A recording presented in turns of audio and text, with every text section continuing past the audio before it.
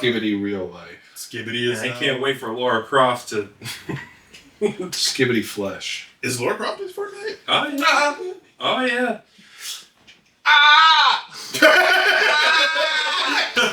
Easy!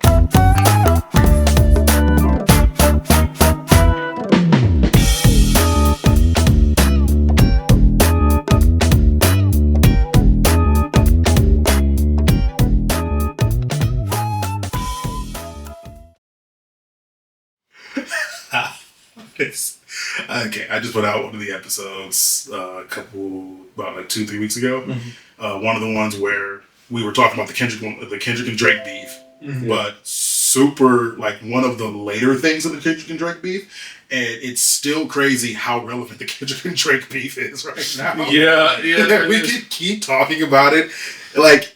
5-month-old episodes are coming out, and they're still just as relevant because of that fucking topic. Exactly. Yeah. Damn, that's crazy. It's insane. But yeah, we're going to close this one out. We're probably going to call this season 1 and be kicking up season 2 once the new year comes in. And y'all get to see our new art by Shiloh Illustrates. Mm-hmm. If y'all been watching the episodes and been actually paying attention, you actually probably have seen it already. But if you haven't, go find it. I'm not going to tell you what episode it's in. Season 1.5. I feel like we said season 2 when we moved into this house. Did we? I think so. Well, ignore them niggas. They ain't got no them niggas being me. You could go back to that episode where we first were recording in here. Just ignore the fuck out of me. It's season 2 when we say it's fucking... It's season 2 when yes. we say it's season 2. And we all agree. Me. Yes. Or I'm the editor. You know what? That's fair. That's fair. Editor calls the shot. I can say whatever the fuck I want. He can chop it into like incriminating the shit. Yeah, technically speaking, I haven't edited that episode yet, so I could just make you say season 1. It's like a robotic season 1. Season 1. You don't explain it at all until they watch this episode.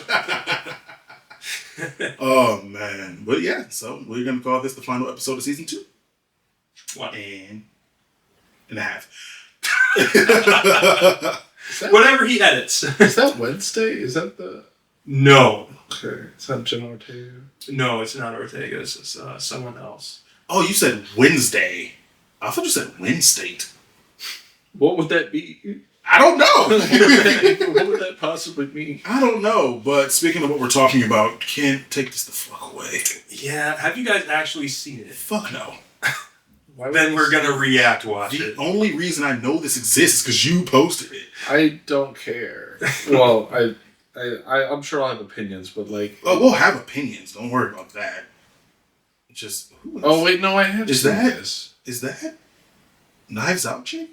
I don't know what she's from. Okay. Don't ask me. Is that the girl from Knives Out? It might be the girl from Knives Out. I love her. Ooh. She's my wife. No. No, she's our wife. That's our... Please. We'll talk about that later. This was my father's kingdom. A place of fairness. But the queen changed everything. Take him away! Your Majesty. What did you say? The people need some kindness. You know, I really don't remember you being this opinionated. This is our kingdom, and now we're here to take it back. You were saying? I'm sorry, my dear. Did I frighten you?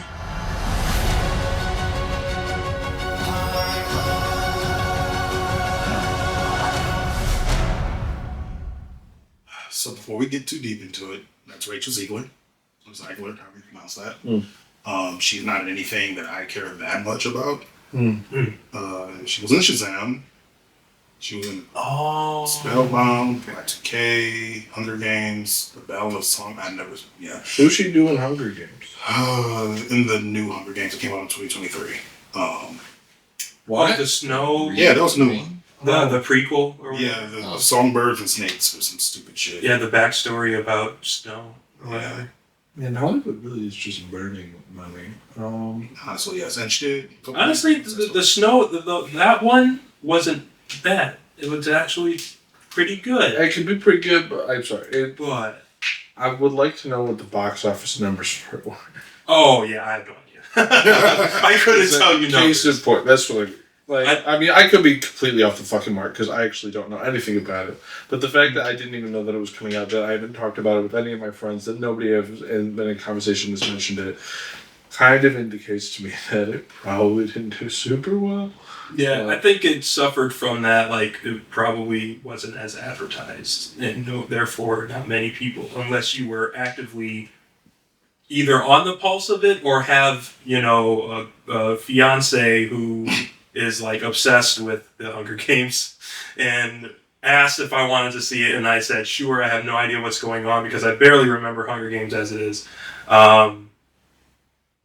So that's the only reason I saw it. I'm not lying. I'm being honest. The only reason I remember Hunger Games is because I actually read the book series, and I only read the book series because the movies came out and everybody was freaking out about it, and they were basically calling it like the next best thing since Harry Potter.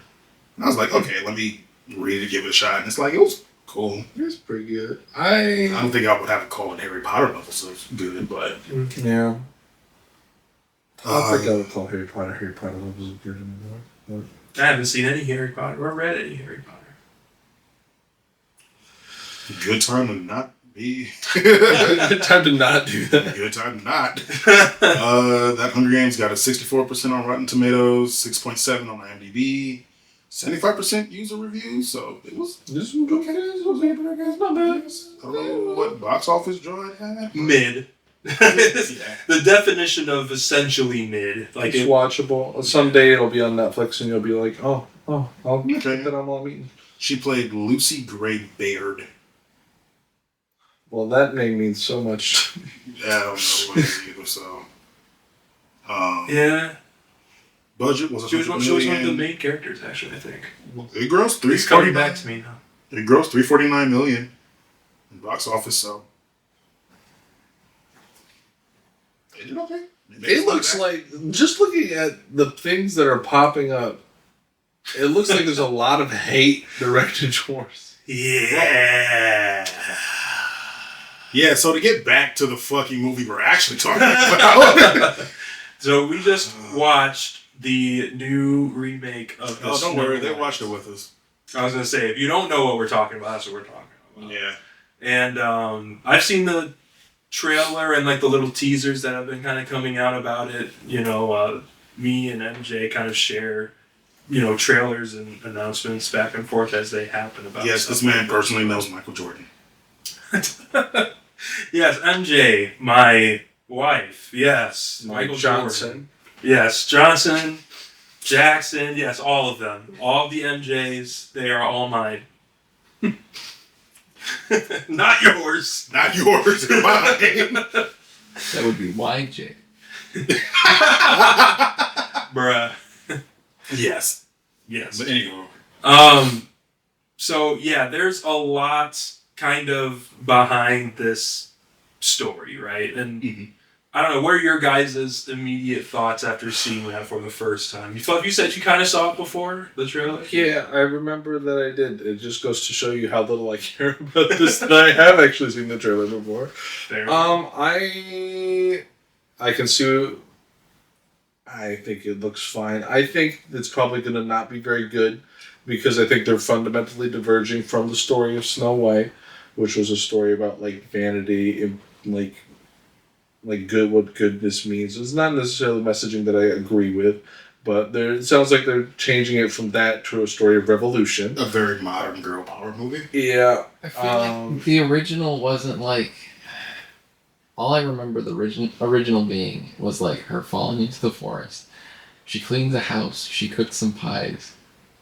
The witch comes and she eats the apple and falls into a coma. And then the prince kisses her and it's done. Good job. There's all of your There's like all Brothers the Grimm and old German fairy tales ever made. I mean, the whole thing with Snow White is she's underneath is that she's hated by the queen. The queen sends her to get killed. For a She's wildly petty reason, by the way. yeah, because It's fairies. so she's it's prettier. okay. Then she finds the dwarves, so she finds a safe haven where she can live out. She cannot be with the queen, and then the queen comes and fucking tries to kill her anyway with the apple. And she dies. You get that really fucking hilarious scene of the witch like laughing as she disappears behind her fucking The only thing I know from that fucking movie. Just the meme gift. Just that meme gift because it's such a good moment. The dwarves fucking murk the queen because they killed Snow White. Well, I guess the dwarves don't, but they chase her to a cliff edge where she like falls off and gets crushed by something because they can't have actual violence. In a court of law, they murdered her. Yeah.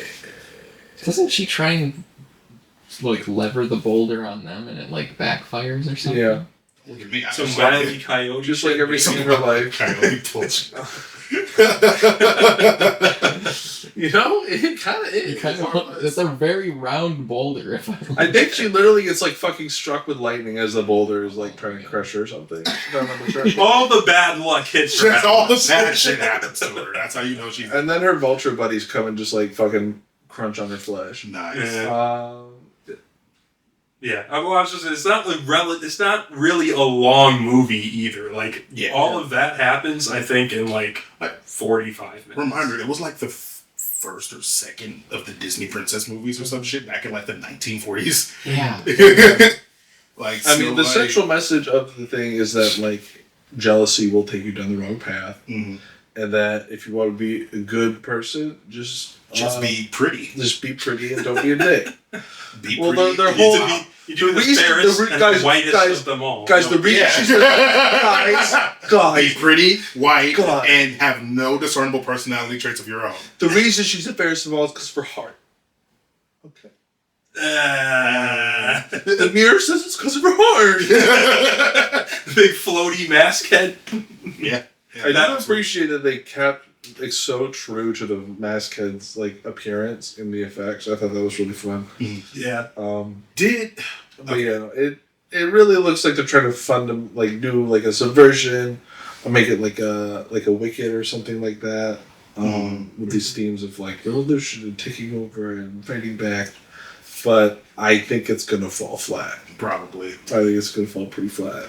Like, I don't have much to say about the fucking story because I never give a fuck about Snow White.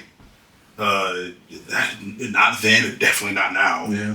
But it's like pretty much everything Fluff said. In terms of quality though, Nice. look of the dwarves aside, those faces aside, because like by the middle of it, it was like, yeah, okay, it's like, what else are you gonna do with those? Did it feel like the dwarves had no weight to them in the beginning? Yeah. Yeah.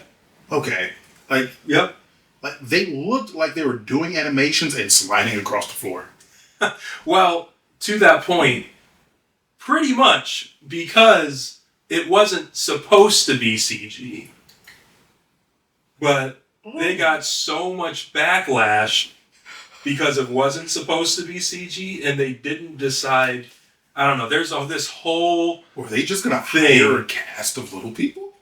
Well, Which I'm here for. I'm just gonna say it out loud right now. Well, I'm that's the fucking thing. here for. that was the whole debacle, right? Yeah. Where it's like, okay, what are you gonna do for the dwarves because it's a live action, right? It's like, well, you could make positions open to a community. I'm sure of Peter people. Dinklage will love another. Everybody was right doing now. the Peter Dinklage jokes. Yeah, It feels bad because he's like the only little person in acting that I know the name of. Well, there's other also than Vernon, but he's dead now.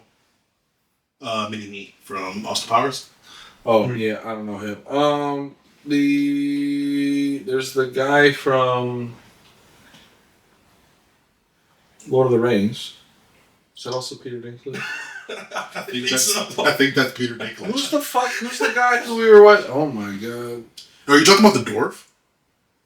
We were watching that stupid short that I don't know how well it aged, but like fucking.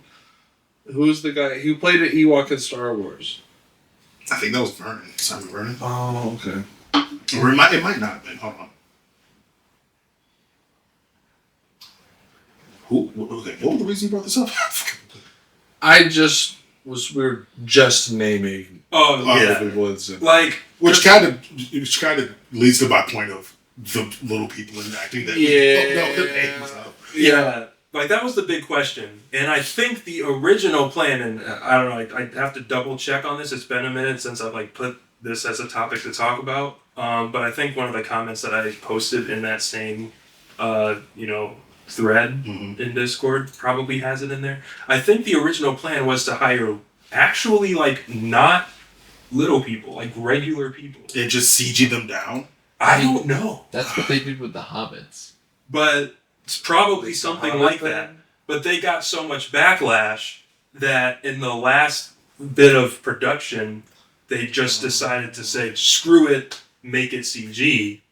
And you can tell that it was kind of a rushed job. I'll be honest, I thought it was pretty on par with what Disney's been pumping out these days. I wouldn't say that I like it, but I've seen some not great shit out of Disney. That was a noticeable quality dead fit. I wouldn't. Yeah. And I don't know. Story-wise, what we do know, I don't even know if this. Yeah, no, this is definitely not out yet, March 21st. Yeah. But the lead actress and gal have both said that, like, the old message in the old movie of Snow White, the messaging is so outdated, and they need to revamp it for the new age, and it's less of a girl falls under the sleep and gets rescued by a man and does nothing. And they're basically, like you were saying, Dom, trying to, do a subversion and rewrite that whole messaging with it. I mean, I would love to see that, but from what I'm seeing, it looks like it's not really good at all. It's like dressing up your dog as a cat. Yeah. It's like dressing up your dog as a cat. It also... The problem is that this whole run of Disney live actions started off with the idea of we're going to just take the story and redo it in live action. Mm-hmm. And for better or for fucking worse, like, stuff like Lion King was just considered soulless in 3D, but it was still the story of Lion King. And then you got the shit like Mulan, and you remove Mushu because that's not historically accurate to Chinese horror, but it's like they're starting to do the thing of white. I don't want to say this. Yes, I do. Say it. They're doing the thing of like white allyship in an attempt to be like, and I can respect the attempt at being like trying to not cultural, like not to be culturally appropriate. To cultural, what's the fucking word? Culturally appropriate. See, I don't think culturally appropriate is the word, but cultural appropriate. Anyway, cultural appropriation. Mm. I can respect them for trying to be cognizant of it, but it feels a lot more like a knee jerk attempt at to not do culture, like a very corporate way of not doing cultural virtue appropriation. signaling. It feels to the point of being virtue signaling. Like pinkwashing, like because it's a very empty attempt at because it fundamentally when you are, I will say this: gritty remakes have been done before, and people enjoy them. Like a gritty retelling of Snow White as Snow White is now a revolutionary that fights against the Queen of her own power and will. People would be fucking eat that the fuck that'd up. be so cool. But they're also billing this as the classic Snow White story. They're trying to have the cake and eat it too. Yeah, and it's not gonna fucking work. Like it's just not gonna work because you're gonna piss.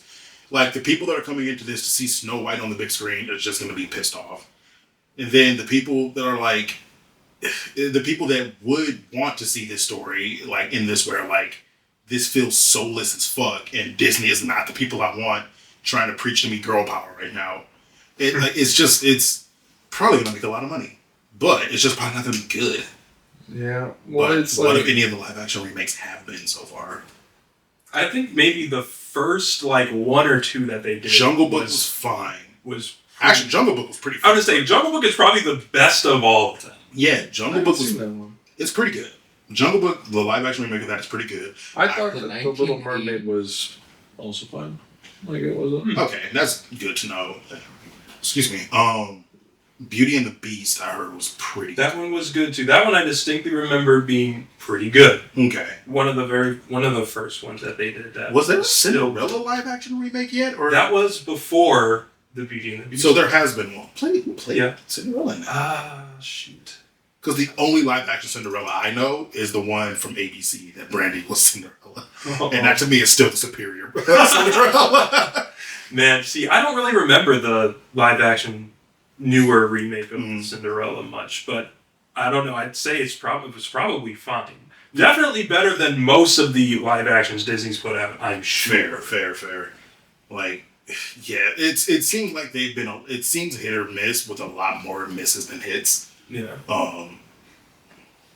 It's mostly just to update their iTunes, right? Yeah, I think so. probably. Yeah, because it's a highly corporate motivation to begin with, and then the issue when you remediate something, like I'm doing a little bit of my shitty understanding of media theory here, but like, everything that we create when you're reworking something like that, when you're remediating it, when you're telling it again through a lens, when you're reinterpreting it, you're putting it back on the screen, it exposes all of this shit where you're like, oh hey, wait. It really puts a big old fucking spotlight on the flaws of the original piece. Mm-hmm. And then you have this opportunity, because this isn't the original piece, you're redoing it, so you have an opportunity to maybe correct those flaws. But if correcting those flaws means a fundamental divergence from the source material, I don't know. That's not what Disney's about. Here's the comment you were talking about that very, very well sums up this whole thing. Mm-hmm. If you watch press clips of Ziegler and Godot, Godot, how the fuck you pronounce her name? I'm not going to meet her. They go on about how in our version, Snow White is not looking for love and wants to grow into the strong leader that her father always told her she could be. Whereas in the Disney original, Snow is saved by the true love's kiss. They assure us that Snow White doesn't need a man to save her. The Dwarves started as magical beings of all sizes and ethnicities until Backlash. Now we are stuck with, that's the Backlash. Mm-hmm. Okay. Interesting. Until Backlash. Now we are stuck with hastily put together CGI dwarves that are creepy. They talk about how outdated the 1937 version was and that the prince was a creepy stalker. Just some examples of changes. Might not be a bad movie, but don't market it as the one that started it all if you dramatically change the storyline. Disney is relying on people seeing it for nostalgia. I'm glad Ziegler and Godot spoil changes, or I'd be livid if I went to the theaters. I'll catch it when it eventually streams. Which, I mean, it's only going to stream on Disney Plus. It doesn't matter whether you go to theaters or not. But anyway, like, I'm not mad about the changes specifically. In particular, I'm ambivalent to the whole thing. I was never going to watch it anyway. But it's just like, they're making it really hard when people are arguing against these remakes. Disney is making it incredibly hard to have a comeback to that, because it's like there's a point where some of the arguments are literally they're just upset that Little Mermaid was black, or they're upset that X actor they don't like is in it. But like there's more and more stuff like this is becoming even harder. Not that Disney needs defending, but it's making it very hard to defend these fucking remakes. And it also the problem with that is that it helps invite these valid criticisms are just going to lead to a conversation or a lot of bitching about feminism that could have been fucking avoided. Mm-hmm. Like, so many misogynists are going to hitch their wagons to hating this movie because of the feminist plotline. Mm-hmm. And it's like, they're not right for it. But also, I don't necessarily disagree with the base premise of I would be fine with a gritty remake, but don't call it the Snow White remake. Like either fucking. I realize I'm having a lot more thoughts because I'm cursing way fucking more. Like either stop cowarding out and do the gritty shit, and do the crazy remakes and the more modern retellings and shit, or do the original and update your IP and call it a fucking day. Yeah. Like, I think for most of the remakes that have happened and that where they've made dramatic changes, I'm just like, make it a 1-to-1. What's the problem? Make it a 1-to-1. You don't have to change it. Sure, some maybe, I guess themes and, elements and things about the storyline which you take from it, maybe it could be seen as outdated, I suppose. Oh, no, it absolutely is outdated. But at the same time, it's just a retelling of what. But if the whole point is for you to pull on people's love for the original, what does it matter? Mm. Now, if you want me to be fully on board with you, like Disney, look at me. You want me to be fully on board with you? Do a 1-to-1 remake of Song of the South. Do a full 1-to-1 remake of Song of the South, and I will defend you till my dying breath.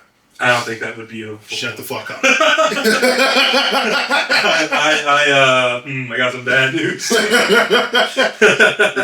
y'all wanna prove you're not fucking cowards? 1-to-1 remake, just modern actors, modern animation of Song of the South. Fucking do it, cowards. You heard it here. Heard it here It's first. the official opinion of this podcast. Yeah, no. This is At Disney. a lot of the Disney remakes have been soulless and are clearly, like Izzy said, like they're just about renewing the licenses and keeping control over that shit. Yeah. It's Money grab. They're money grabs, but it's like if you're gonna be a money grab anyway, just let it be a fucking money grab and just redo the first thing. Yeah, make it easy on yourself by not changing anything By now, about just the don't story. change Just anything. copy, paste, enhance. Yeah. And But then call it a day. But Disney's also going to continue being the strongest like media vehicle in cinema, so people are going to buy it. Like this, like in this comment of, I'm just going to wait for it to stream. It's like you didn't really. That costs Disney nothing. That cost Disney nothing because the cut they were going to take from the movie theater, you're just giving them in Disney. I was gonna say the Plus. subscription to Disney Plus is still giving them that money. Right. So, it is what it is. Because how much per month is a Disney subscription? Ooh, per month I'd do the annual, but actually I'm not. Well, actually that works too. How much is the annual? Ooh, annual? I think that's like $120. Now, how many times do you go see a Disney movie in a year? Nowadays, I guess it depends on what Disney movies. Well, there's a lot of Disney. If you had to, anything you pay for to go see in a theater, like anything that Disney like if the money produces goes to or like- Disney, if the money goes to that's Disney, like most movies now. true. Yeah, that's the Fair. America. Ooh, Jesus. Marvel. Yep, you're right. You're right. Because I'm like, almost any time a movie's released, Disney's in there somewhere. Right. Shit. How much would you say you spend on going to movies before Disney Plus? Like before you had Disney Plus, how much would you spend in a year if you can ballpark a number? Let's see. I'd probably say if a ticket was like $10 Right. to go to the movies, and I wouldn't say I'm a huge movie buff. I would probably go to the theater around 10 times a year. About $100 bucks. So Yeah. they make that money back off of you just by having a Disney subscription. Yeah. Disney Plus subscription. That $10 is not going right into Disney's pocket either. True. He's getting A lot of that's distributed going for into sure. the- Yeah. Oh, but I have strong opinions, but I also recognize I don't really have a dog in this race. I don't care that much about Disney movies. The Moanas, like every one of those will come out and I'll have a good time with it. Zootopia was pretty fucking good. I think there's supposed to be a Zootopia 2 coming out. Some point. But like I don't like especially when it comes to Disney princesses, I don't really have a dog in this race, and I've not cared about any of the remakes so far. I don't care about this movie at all, really, but so help me God if they don't put the off to work I go song. Well, it was. Did you hear it in the? Was it in the? Yeah, It was in the it's final. arranged in the thing, and they end off the whole thing with "Hi ho." That's maybe the one thing I do like. If they fuck that up, Yeah. Oh my god. I can see them fucking that up. They probably I really don't have. We can't use the word hoe. Oh. Hi ha, hi ha. It's off to to work week. Ha ha It fucks it up immediately. Oh my gosh. But no, if there is one thing to be said about some of these live action or most of these live action remakes is that the musical scores have been pretty fire, honestly. Like some of the musical numbers are good. Now sometimes how they play into the story that's all kind of fucked. That's a little controversial. Yeah. But the scores and the music themselves, the arrangements with the nostalgia mixed in, I have been enjoying those. Hello world, here I am. So can okay, wait, not all of them. Well, that's not even a remake. That's an original. That is an original. Original animated. I don't remember. It was from Wish. It was they did a stupid, Really stupid line. oh my gosh, how did that get through? How was that okay? Because someone was real proud of their contribution. Any more thoughts about Snow White remake? No, I love. Before I just purge this from my head again. I always love to see people trying to tell different stories or stories to challenge its current paradigm. Hate to see it when they fuck it up. Yeah. Also, I love actors making things their own. I wonder, pretending that they're not making it their own. They're pretending. They're pretending. I mean, the character, when they're inhabiting the character, I guess the character does belong to them in a sense. But in the same way that a story belongs to an author, Right. as soon as you're done, it's then released. The performance then exists on its own, I would say. Well, I mean, in the sense of like them talking about the changes to Snow White's characterization and turning that whole thing into what it is.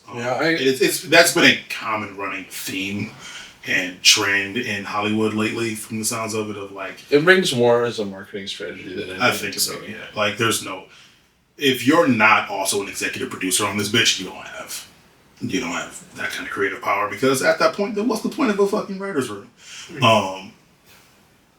But also they pay these people hundreds of millions of dollars to do this. So, well, not that much.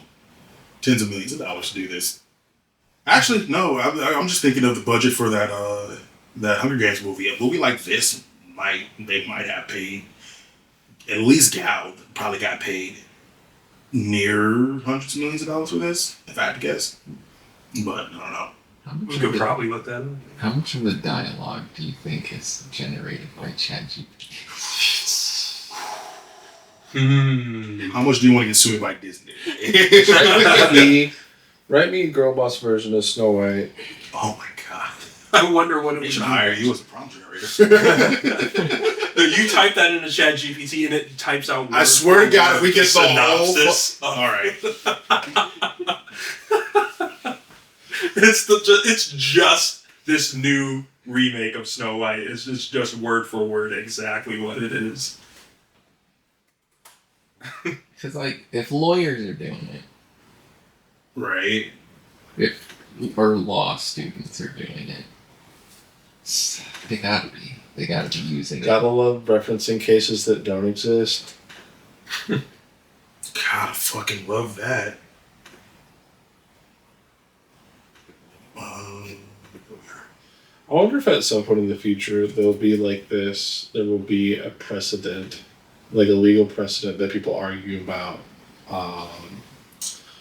referencing, but that was never actually written in the first place. Probably. Try to check it. Are you confused or do you disagree? No, I'm just... I don't- Sorry. Oh, yeah. I don't understand what you're saying. So our legal system works partially off of an idea of legal interpretation or precedent, right? So in order to legitimize a legal decision, you will often reference past legal decisions. All right. Right.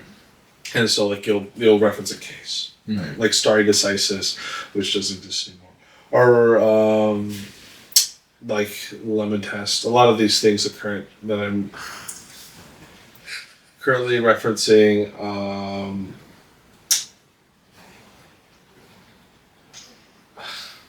Sorry, keep going. Are currently referencing our We'll wait to read. Yeah. Yeah. are being torn up by the French Supreme Court. But basically, in order to build a case or like a legal basis, they basically reference other people having similar reasoning to you in the past. And Reasoning. And the It's reason that you how do I say this? You came into this decision on this case in this way, so we should always do it this way, or it should always come out that way. Or I disagree with this, and then so we should start moving in this direction. But basically, you're accumulating a record of like legal reasoning, right? But basically, which I think is extremely flawed because of these things open to interpretation, like we're seeing now. But anyways, hypothetically, what I'm postulating is that somewhere somebody references a case that doesn't exist and then puts this interpretation of it up. And then somebody references that reference. And then... So they reference the actual case referencing the false case. Yes. Where does the false case come from? It doesn't. But ChatGPT, that's the joke. Oh, I see. But it's believed to be exist because you end up building up this like interpretation over time, a record of something that they're interpreting. Legal. I was not listening fully to what you were talking about, but I was going to interject anyway. Like, because legal precedents are just cases to be brought up and just to say that this thing happened in the courtroom. You don't have to you don't have to verify the entire history of a legal precedent. Yeah. And so you wind up with a lot of people like referencing back to this legal precedent in a daisy chain of legal precedents or legal references. And if you get to the beginning of that daisy chain, and that beginning daisy chain is just a ChatGPT made up ass lawsuit case that never fucking existed, our fucking court system would not crumble at all because they no one gets it might already change. be happening. No, we're way past the probability. It's probably already happened. The fact that someone has gotten caught doing it now, multiple times. The fact that multiple people have gotten caught doing it now lets us know that other people are doing it and just haven't been caught yet. Yeah. Lord knows how many like cases are going to get entered into legal record that don't actually have never actually existed. It's going to be very funny when it gets found out. Y'all want to hear ChatGPT's Absolutely. girl boss Not version? really, but let's do it. Let's fucking do this. Let me blow this down. You want to? Should we side by side it with the Disney synopsis of this upcoming one, or this is there a long. synopsis out right now? It is. It's Probably. decently long. It's about the read of a large Reddit post. Let me make sure my eyes can see this. I love how you zoomed out and then you really like. Well, I zoomed out too far. I had to come back. Once upon a time, well, I want to mention first of all, this is already doing what the original remake isn't. Kind of is, and I want to get through this. It's. You want me to just? I was going to talk about the title right off the bat. Go for it. They make it distinctly different because it's saying Snow White, the Girl Boss Chronicles. Like right away, we already know. Okay. You know what this is? Who did the Barbie movie? What studio was that? Oh. Like the dice. Huh? Barbie. Barbie movies. Was that Hmm. Warner Bros? I don't fucking know. It feels like it might have been Universal. Yeah, I think it's. It might have been Universal. Yada. Warner Bros. Yeah, Was it Warner right. Bros? Nice. This. And Mattel. Well, yeah, Mattel was it. Yeah, as it turns out, the fucking Mario movie was by Nintendo. This feels already like it will be in the vein of the Barbie movie. Mm-hmm. If Warner Bros. Was able to get its hands on, it will never happen. This Disney IP. But anywho, so Snow White, the Girl Boss Chronicles. Once upon a time, in a kingdom far, far away, there lived a young woman named Snow White. But forget the old fairy tale trope of a helpless princess. Snow White was a girl boss, a savvy, ambitious leader who believed in making her own destiny. She wasn't content with simply waiting around for some prince to rescue her. She had big dreams. Dreams of empowerment, independence, and building a legacy for herself. Snow White's stepmother, the Queen, was no fan of this. Obsessed with her beauty and power, she felt threatened by Snow White's growing influence in modern ideas. The Queen, always checking her enchanted mirror for validation, couldn't bear the fact that Snow White was becoming the real star of the show, so she plotted to take Snow White down. One day, the Queen called on her magic mirror. "Mirror, mirror on the wall, who's the most powerful of them all?" she demanded. The mirror responded, "Snow White is the girl on the rise, soon to surpass you in every way." Was that supposed to rhyme? I don't. Furious, the Queen devised a plan. She ordered a huntsman to take Snow White deep into the woods and finish her off. But Snow White, ever prepared, had anticipated this.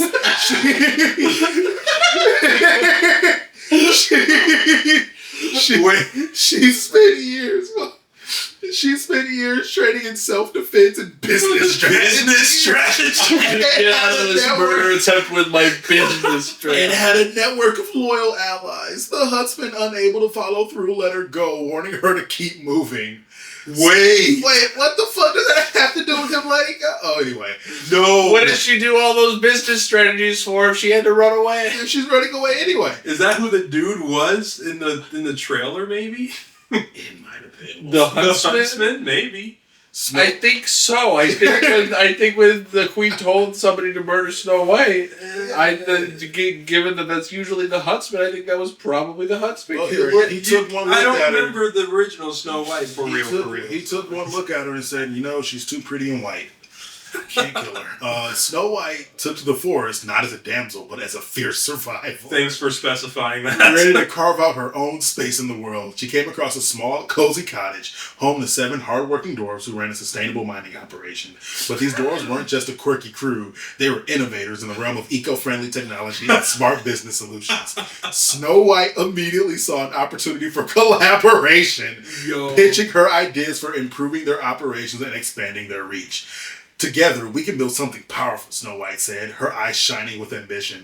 "Let's build a movement. Let's make a real impact." Dude. The dwarves, as they call them, initially skeptical, were soon won over by her charm and visionary ideas. They didn't just want to mine gems. They wanted to revolutionize the industry. Snow White helped them streamline their operations, improve their sustainable practices, and even launch their own eco-conscious brand. Her leadership and determination made them not just partners, but a team of innovators. Bro. But of course, the Queen wasn't about to let Snow White's rise go unchecked. She sent an enchanted apple to the cottage, disguised as a gift.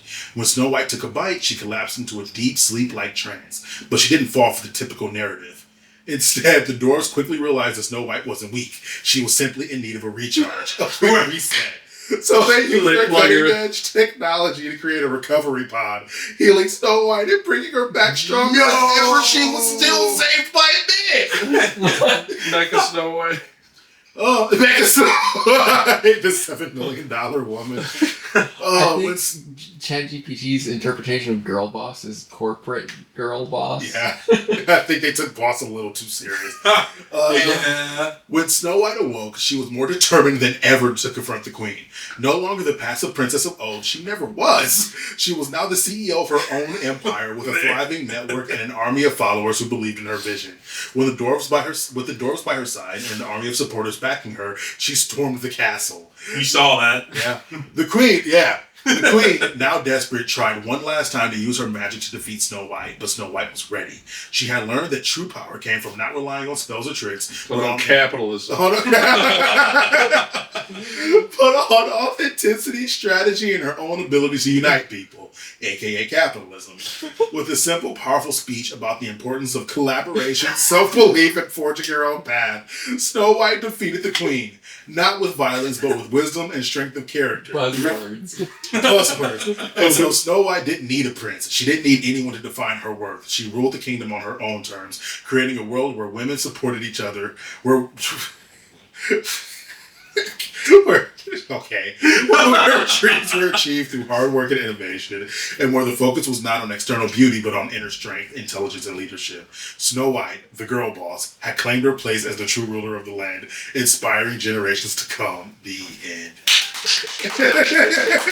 Oh my God. Can I say I would watch this in a heartbeat over that fucking Snow White remake we're getting? I think that this synopsis and the movie that we're going to see are going to be remarkably similar. Yeah, that's what It's I'm probably thinking. gonna be. I think that if you pull out the overblown CEO techno bullshit, Yeah, if it wasn't for the fact that they decided to go in a weird, like, modern day corporate capitalist thing, this ChatGPT, like, I feel like if I just told it to stick to the old fairy tale setting and do it in modern retelling, it probably would have just came up with a Disney movie. You could probably tell it to take out It's what I'm doing. all right now. corporate. Yeah. Yeah. I actually think that the way that they present that is like a perfect encapsulation of like pinkwashing. Yeah. Because it doesn't fundamentally change the story at all. Like, so with the exception of removing the prince, right? But it still fundamentally exists within the power structures that result in the oppression that needs to be resisted in the first place. So, yeah. Anyway. I won't lie to you, I'm not super enthused about continuing to iterate Snow White's story. Oh, we're not going to, after this, no, this feels like what we're probably going to get. Yeah.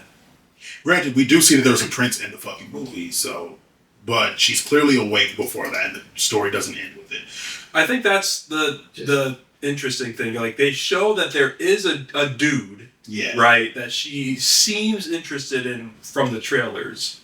But from what everything that the actresses are saying, they're like, yeah, nah, fuck him. Well, fuck the true love's kiss, and that's how you say the princess thing specifically. Mm-hmm. Just gender bend the protagonist. Right. Make the man do the housework and get kissed at the end to wake up. Just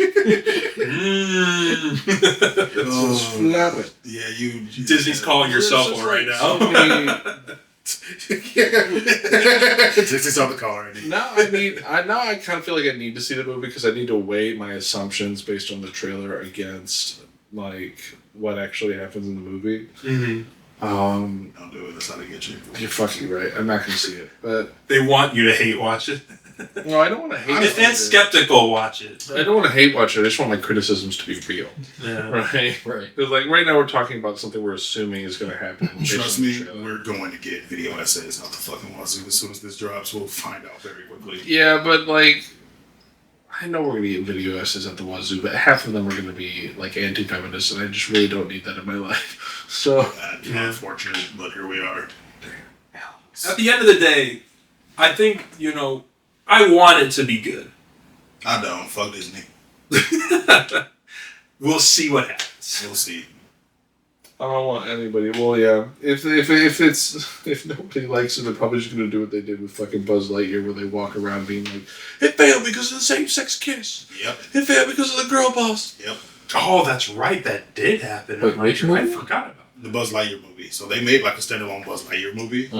And in that movie, all I keep hearing about is that there was a gay couple. I don't know what the context around it was. There was, but they showed a man and man kiss in the movie. It's the first time ever in a kids movie. At least not a Disney movie, yeah. Huh. which I'm sure that the conservative moms didn't really care for, but because they alluded to there being a gay character in Frozen. The shop owner, whatever his name is, like he has a husband, but you don't see any PDA between the two of them.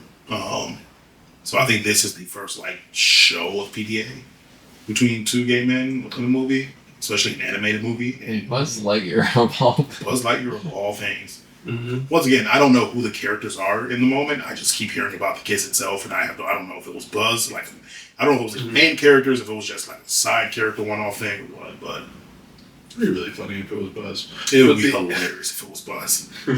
Especially given his close friendship with Woody. Well, the weird thing about this is, in the Buzz movie, they're not. It's more of it was more of a movie based on the Disney show Buzz Lightyear, wasn't it? That was the vibe I got. I didn't Like, know this is an actual in-universe like thing that's happening. This is not a I didn't watch toy it. thing. I wasn't gonna watch it. I just know that in Inside Out they made Riley less gay because of some of the blowback from that movie. Interesting. Are you serious? Yeah. Huh. I didn't know that. Interesting. There's a snake in my booty. God. Well, damn it. and that's the end of this segment. See, I was going to talk a little bit more about Lightyear, but Go for it.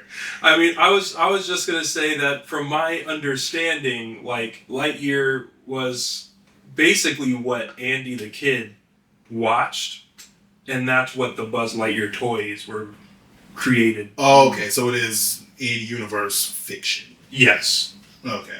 Like basically Oh, then the gay Toy kiss- Story. Yeah, the toy Buzz Lightyear was based off of the Lightyear that is in the movie Lightyear. The character, based off that character. You mean there's gay people in my children's movie? Yeah, we can have them. Not That's normal. Or like okay for that. Yes. Mm-hmm. That's a real quote that I think somebody said about Steven Universe at some point. Oh my. Wait, what was the quote? It's like, it's okay if you like it, but don't play it around the kids because I don't want them thinking that's normal. Or like okay for them. Oh shit. Woo. Damn. Oh boy. Speaking of things that are okay and normal play around kids, Cyberpunk. Yeah, Cyberpunk Edgerunners and the not safe for Did work you trailer. watch this? Because I'm pretty sure we've already talked. We watched the trailer. I don't think we ever got a chance to talk about it. Oh, okay, Yeah, that's Like, right. We brought the trailer up, but we never actually got around to talking about it. I've kept for maybe 3 or 4 weeks. I've been putting this in the docket to talk about it, and we never get to it. Yeah. We're just gonna talk about it. I don't feel like putting this in the. I don't feel like having to line this up. So since we already watched this, let's just watch it and go ahead and talk. Oh about it. yeah, for sure. So I kind of waited to watch it. I think I started watching it kind of around when it was dropped. And then I stopped. I watched maybe half the first episode. It was really late at night. I was like, I don't want to get into this right now. And then I stopped. But I picked it back up because I saw some people continuing to talk about it even now. And just looking back at the animation and everything, I was like, you know what? It looks really cool as an animation piece, if anything. So I was like, you know what? Let me get back into it. Let me pick this back up. And I'm glad I did.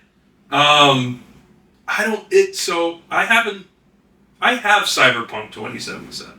Mm-hmm. I only played it for 1 hour. Really? Also, I'm definitely not adding this whole thing to the fucking episode. We're not getting demonetized over this shit today. Oh yeah, yeah. But I enjoyed the time that I had with it, and I think what the consensus is that this is a really great kind of story that makes sense within that world. Okay. And again, the animation is just really, really good. The animation is pretty. It's wild, and the story. I was surprised by how, I guess, cohesive the story is. If that makes sense. I wasn't really I wasn't there for the story initially. You were there for the titties on the sideboard? Maybe. Okay. But you were there for that. well, I mean, so I was like, okay, this show again looks like it's animated really well.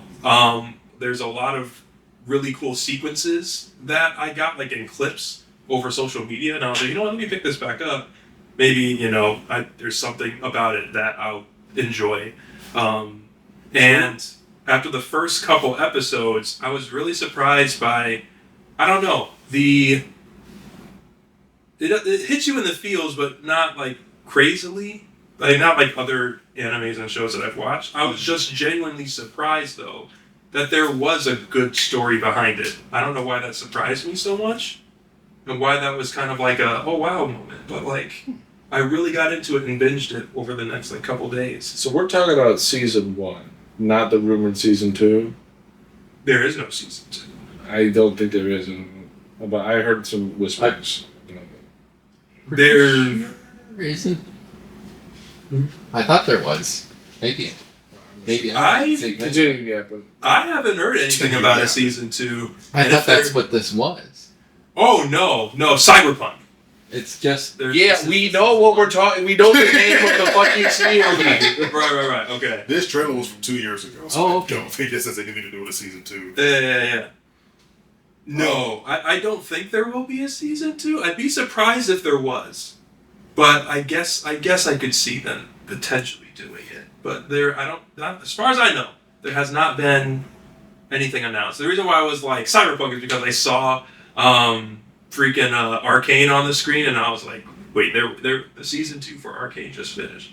But no, I mean the game is really story driven too. Like yeah, it's pretty. It plays kind of like a movie when you're doing like the missions. mm-hmm. But they do a good job with like the characters. Yeah, there has been like references to a second season. Interesting. So I'm looking at a Reddit post right now where there's the Arcane season 2. There's a bunch of other different ones that are doing a follow-up season 2, and Cyberpunk is listed there. It looks like it was some official tweet from an official Netflix account. How long ago? 2 months ago. Okay, relatively recently. Maybe that's how I picked it up again because So you watched the full season. I should revisit it because I think if I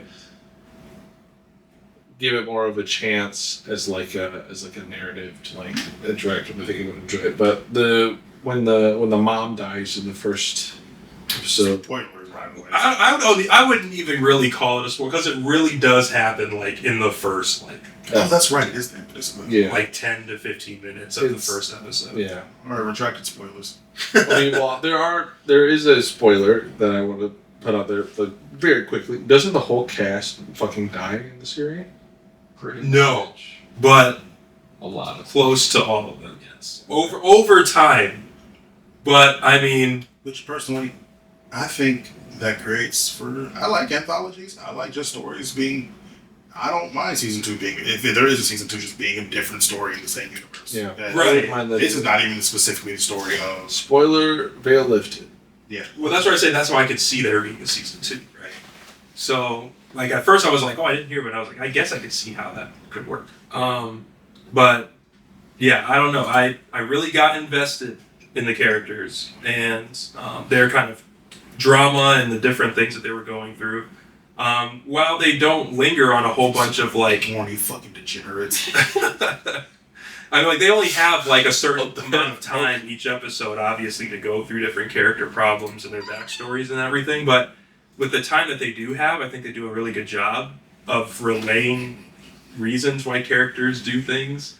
And it's going to be hard to continue to talk about this with the screen being. That's what you wanted. But hey, I did post the not safe for work trailer. So This is the plot that you were invested in? Yeah. yeah, for like all of the 2 seconds that this shows up in the show, and then it happens maybe a couple other times throughout the show too, or we see more titties. Just enough for you to rip one, I'm sure. Oh yeah, yeah. I would be lying if I had said that I didn't go back and pause this or rewatch this specific part a couple times. But you know Of course what? it did. It is Someone what it with is. better vantage point and no glare. Is her eye just fucked up compared to the other? Or is there a hand? There's shit in the way. Okay. Yeah. There's smooth. bokeh. Oh, bokeh effects. Yeah. Yeah, if you're not watching right now, we're looking at It's Pierce- supposed to No, there's no way you're putting It's this on the supposed- fucking I'm not putting this on the screen. I'm just letting everybody know. You can blur out. Oh, you don't know if I'm put. They don't know if I'm putting this on the Yeah, screen. you can blur out They don't certain know. parts of the thing. I mean, and make you it safe. can do I that. can do that. You can do that. Yeah, we're watching what appears to be the POV of, I'm assuming, the main character. Yeah. Perhaps, like, just taking down 3 assumedly prostitutes. Also, like the first, like And little bit dude, of the it's- first episode. Oh, really? Yeah. Oh, They throw everything pretty much at you in the first That's just episode. good. oh, that's right, because this... Never mind. Yeah. His mother? What? Huh? This has nothing to do with his mom. Yo! Yeah, anyway, this trailer raunchy. It's blood. It is blood soaked too. That's the crazy part. Yeah, a lot of gore. It's good. It's very good. I don't know what else to say about it, honestly. Besides, I was surprised by how much I liked it. in how good I thought it was. Right. I will say I am loving this art style though. Yeah. This animation style, like It's what drew me to it initially, for sure. This kind of stylization. It's a lot of anime have been doing it recently. Namely, like, and it's only because I see it in the thumbnail here. Don is also very well stylized in a way that's like it still feels anime, but it's not relying on the same kind of shading techniques and all that the anime does. This like Is this anime or is this anime? I think it's anime. I think Studio Trigger is The CD Projekt Red. Oh, that's right, because they make the. they yeah They have the only IP. Never mind. CD Projekt. Something kind of interesting too is they use location. Oh, Studio Trigger is a Japanese animation studio. Oh, so it's anime. So it's anime. Oh, I thought you were talking about, like, in, I guess... Whether it's actually Japanese or not. Oh, yeah. That's at least what I was picking up on. Oh, I see. Yeah, no, I gotta give this a shot. I would be down to watch this. I just haven't for no particular reason. They're like, I think it's like 8 or 9 episodes. Each episode's 40 minutes or something like that. Okay, it was a weekend binge kind of deal. Mm-hmm. As far as Cyberpunk itself goes, I need to catch it on sale one day. Just grab it and try it. Mm. I know Izzy's our resident Cyberpunk expert. If it goes on sale Hope it does someday. someday. We'll see. Like at some point, I will probably play through actual Cyberpunk, and I'll probably watch Edgerunners. As long as it keeps being a benchmark for, like, testing systems, Yeah. it might not go on sale. I just finished the DLC last night. Should we talk about Mhm. Should we talk about Playboy? If you would like to talk about that, I don't know what opinions are. if we're going to ask that question, can we get a break point so we can do it and not be cutting them off in the middle of the Yeah, I'm so sorry. Thank you, buddy.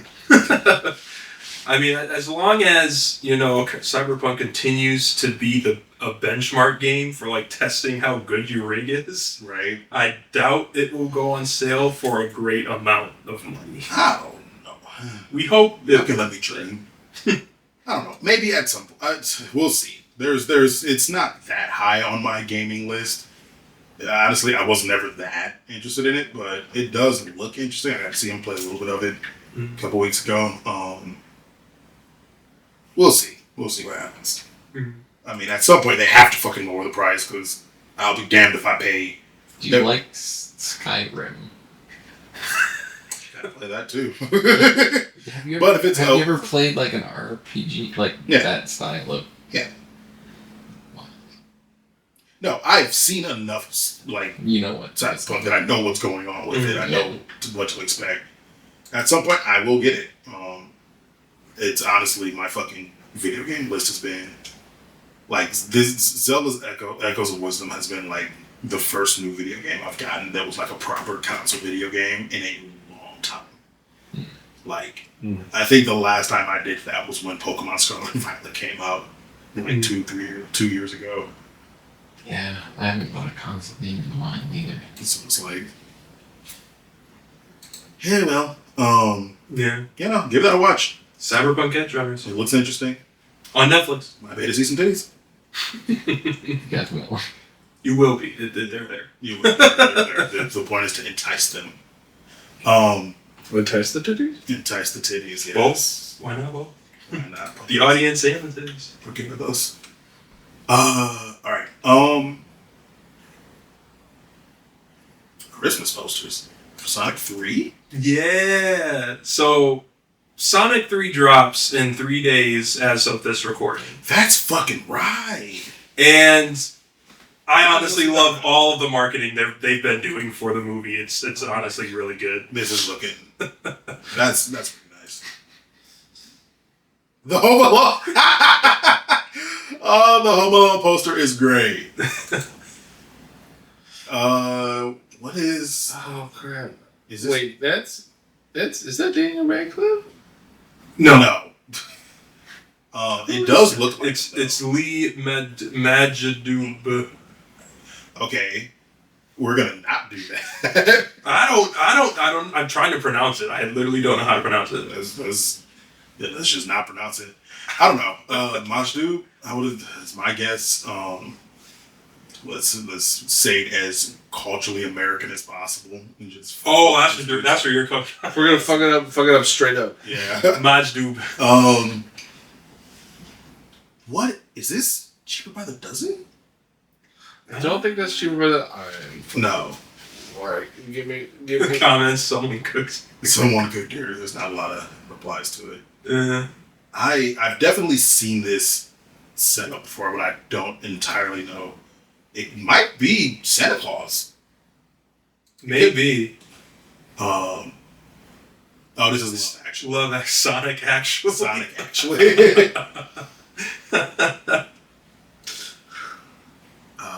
Elf.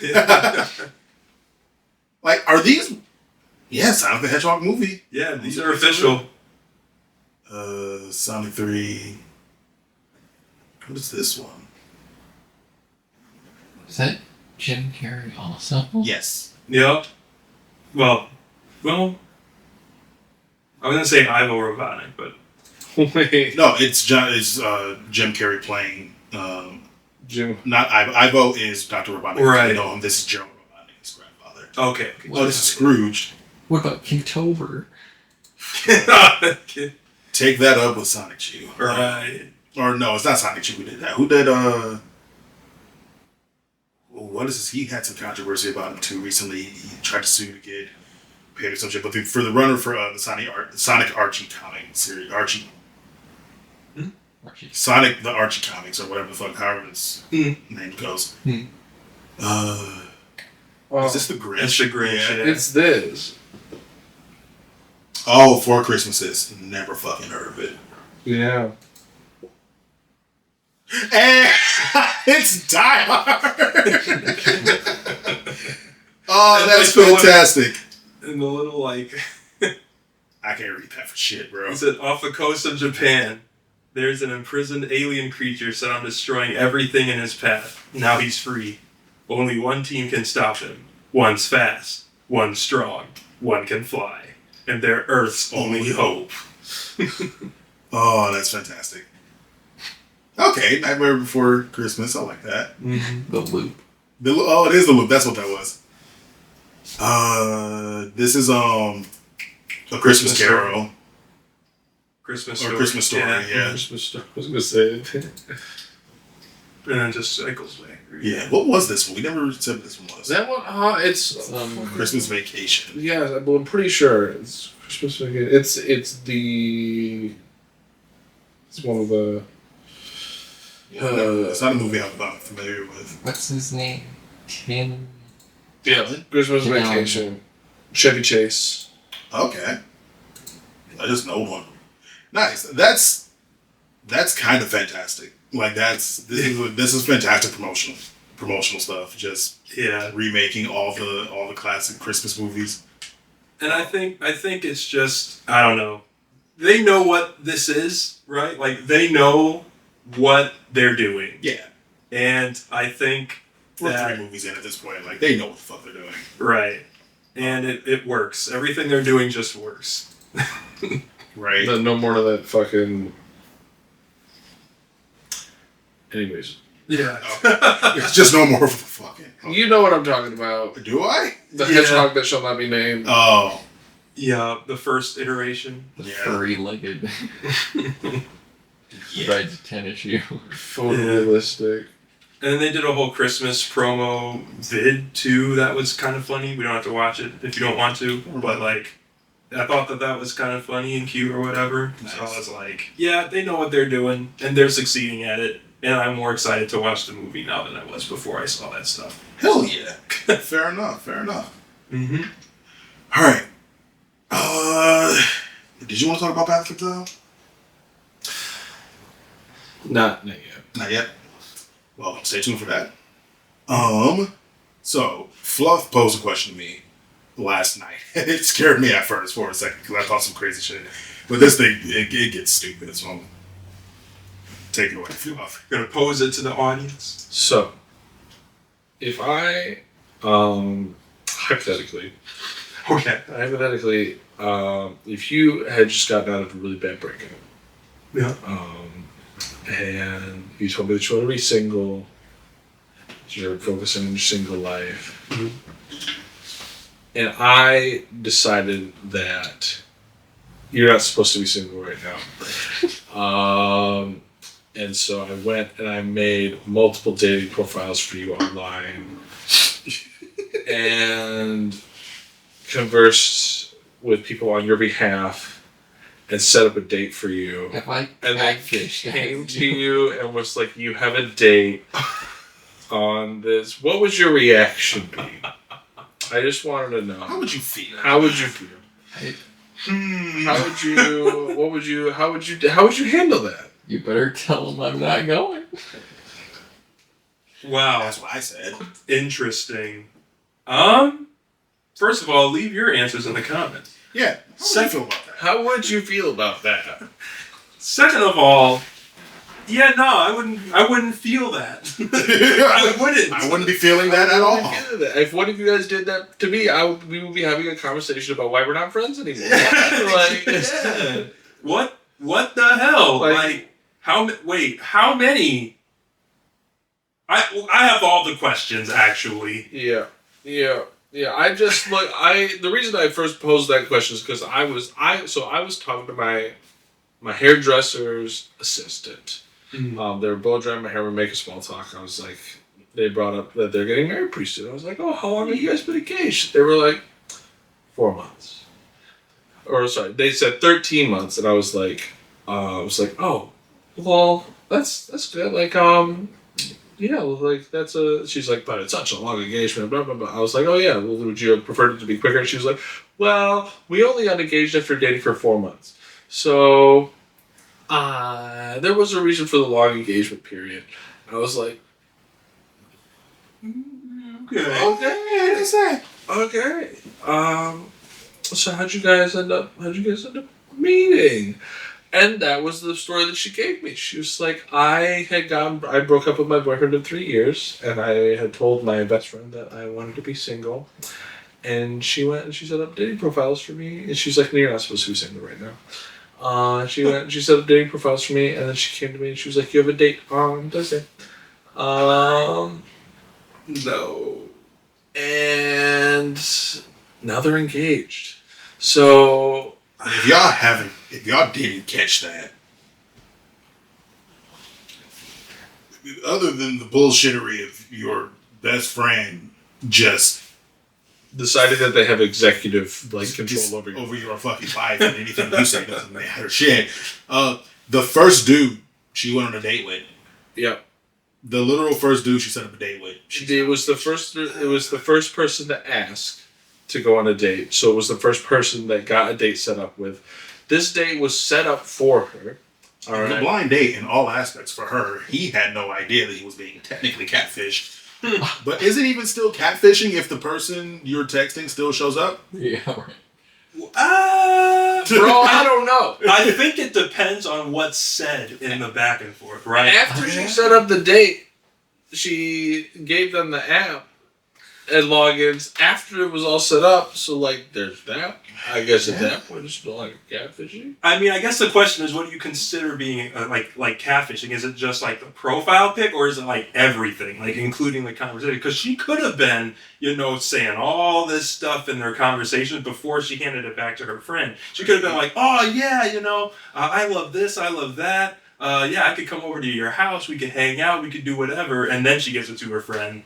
And then the friend actually doesn't want to do any of that shit. Well, that would be clear if she doesn't want to do any of this shit, but she went on the date and is now engaged to the guy. Mm-hmm. Well, even before all the engagement stuff, would you consider that to still be catfishing, even if the profile pic matches the person, but the person didn't say that? See, for me, catfishing is specifically there's a couple things that are catfish adjacent that would be so saying a lot of things that are just wrong, are not true or deceitful, and that is, what is that? It's not scamming. Scamming is a different deal. I guess it's more like stringing along and then just not being up for it, or just lying. That's just basic lying. Mm-hmm. Catfishing is more isn't it more like posting a younger photo of yourself? And so that's why to me it's well, technically the best friend would have been catfishing through the whole conversation, but if the person you're talking to and you assume is the one showing up is the one who shows up, but it's not the one you've been talking to. Is that catfishing still? Yeah, that's my That's question. why, like, It's I fell in love with you from our first conversation on Tinder. because I would hope. I know, right? That I was would. me. I would hope the best friend at least was truthful about the thing the girl would like, and saying shit that she believes her best friend would say. But Yeah. yeah. I mean, even before the whole, setting up on Tinder or dating profile thing, you mentioned that they had been engaged for 13 months yeah, after dating for the 4 months. And she said that she would have still wanted a shorter engagement. It was very unclear to me what this woman actually wanted from this situation. I won't lie. That's She fair, but seemed like she was both very happy with the long engagement, but also was like, I think it might have been something like the wedding fatigue of like tired of like answering questions about it and being worried about it and doing all the setup, but also, yeah, I just think it's interesting as like someone who didn't want a relationship to all of a sudden like do a flip where it's like, okay, I met this person, I want to get engaged, I'm getting married, I want to get married as soon as possible, and have that turnaround be like well, within a apparently year. it was God's timing. So It's because they don't want to go to a last. I don't know. I'm not living this girl's life, but I am. Another point of question, Yeah. because I didn't ask this last night. About how old would you say this girl is? Ooh, I would put her between 23 and 26. Okay. But I really don't know. She's probably on the younger side of that. The other thing is like their first date was weird. Yeah. Oh, you I didn't can imagine. Yeah, I did it because it was less of like an actual date and more of him getting grilled by her aunt. Wait. They were supposed Where was this first date? They were supposed to go to the 4th of July fireworks. And Okay. before they did that, they were supposed to drop something off at his aunt's house. And instead, they spent the whole day You have to. at the aunt's house with him basically getting interviewed. And then he got invited to the 4th of July celebration the next day. And then he went. And I don't know, I might be reading into things too much, but she seemed very, I don't know, like surprised by the fact that that's how that went, or like very much kind of like, I guess this is just what happens in my life now.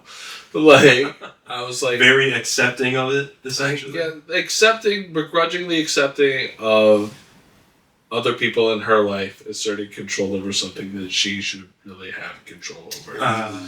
Yeah. So She's interested. a little bit. Well, then maybe, Probably extreme pleasing tendencies. I mean, she's still friends with the person who decided that they just had like executive control over But it. she's also married to. She's marrying the dude. Well, that's what I said. Through that lens, do we think that her friend is in the wrong? Because, like, if they've known each other or are true friends, No, she's still in the. do you think that? Oh, she's in the wrong for sure. No, I see where Like- kid's coming from actually. Because it's like if your friend was like that type to like,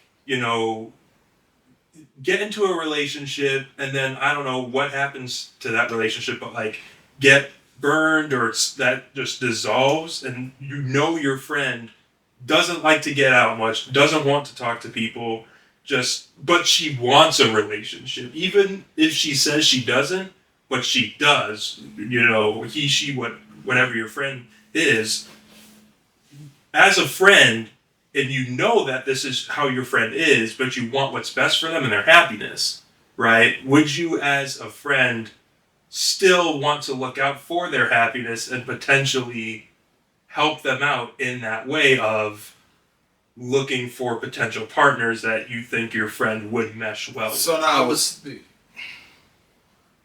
because on the one hand, and we talked about this last time a little bit, on the one hand, it would be one thing if it was like the best friend ran into this guy and was like, "You would be perfect for my best Oh friend. my gosh! I'm not letting you get away because she just had this bad breakup, whatever. That would be one thing. And even before I go to the second part of that, I do get where you're coming from, and that actually does kind of gray the waters for me a little bit.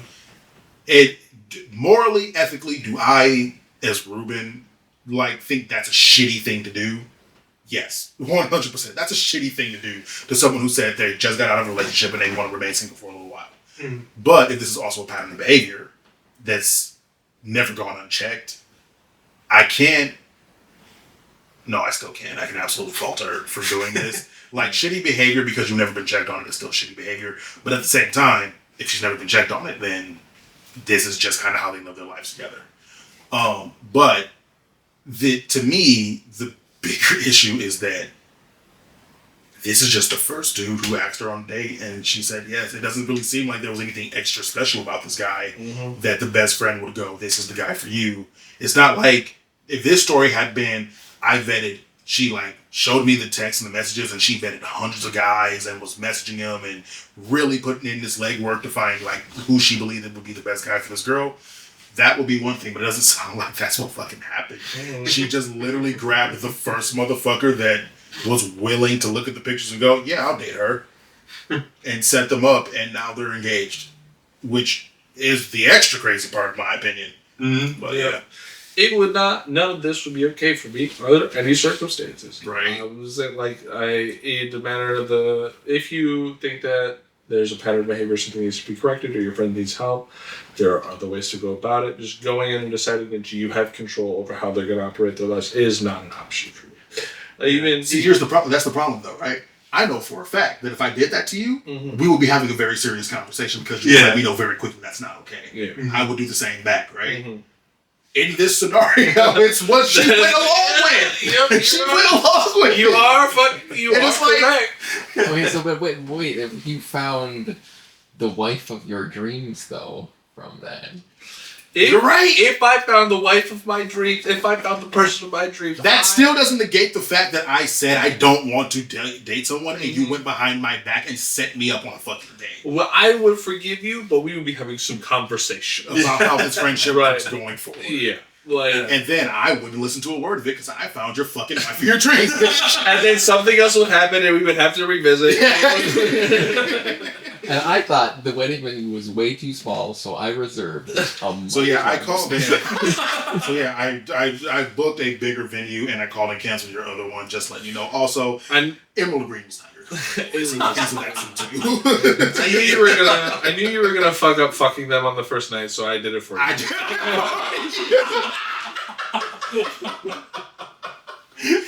I know you said you didn't want kids and you weren't sure about it, but trust me, you're gonna want to raise these kids. So You weren't sure about having kids with him, so I had one for you with him just to make sure it turned out okay. He's alright. He's 2. Yeah, he's a fantastic father, and you were just gonna drag your feet on it. Look, clock's ticking, bro. Your biological clock is ticking, so I use my biological clock.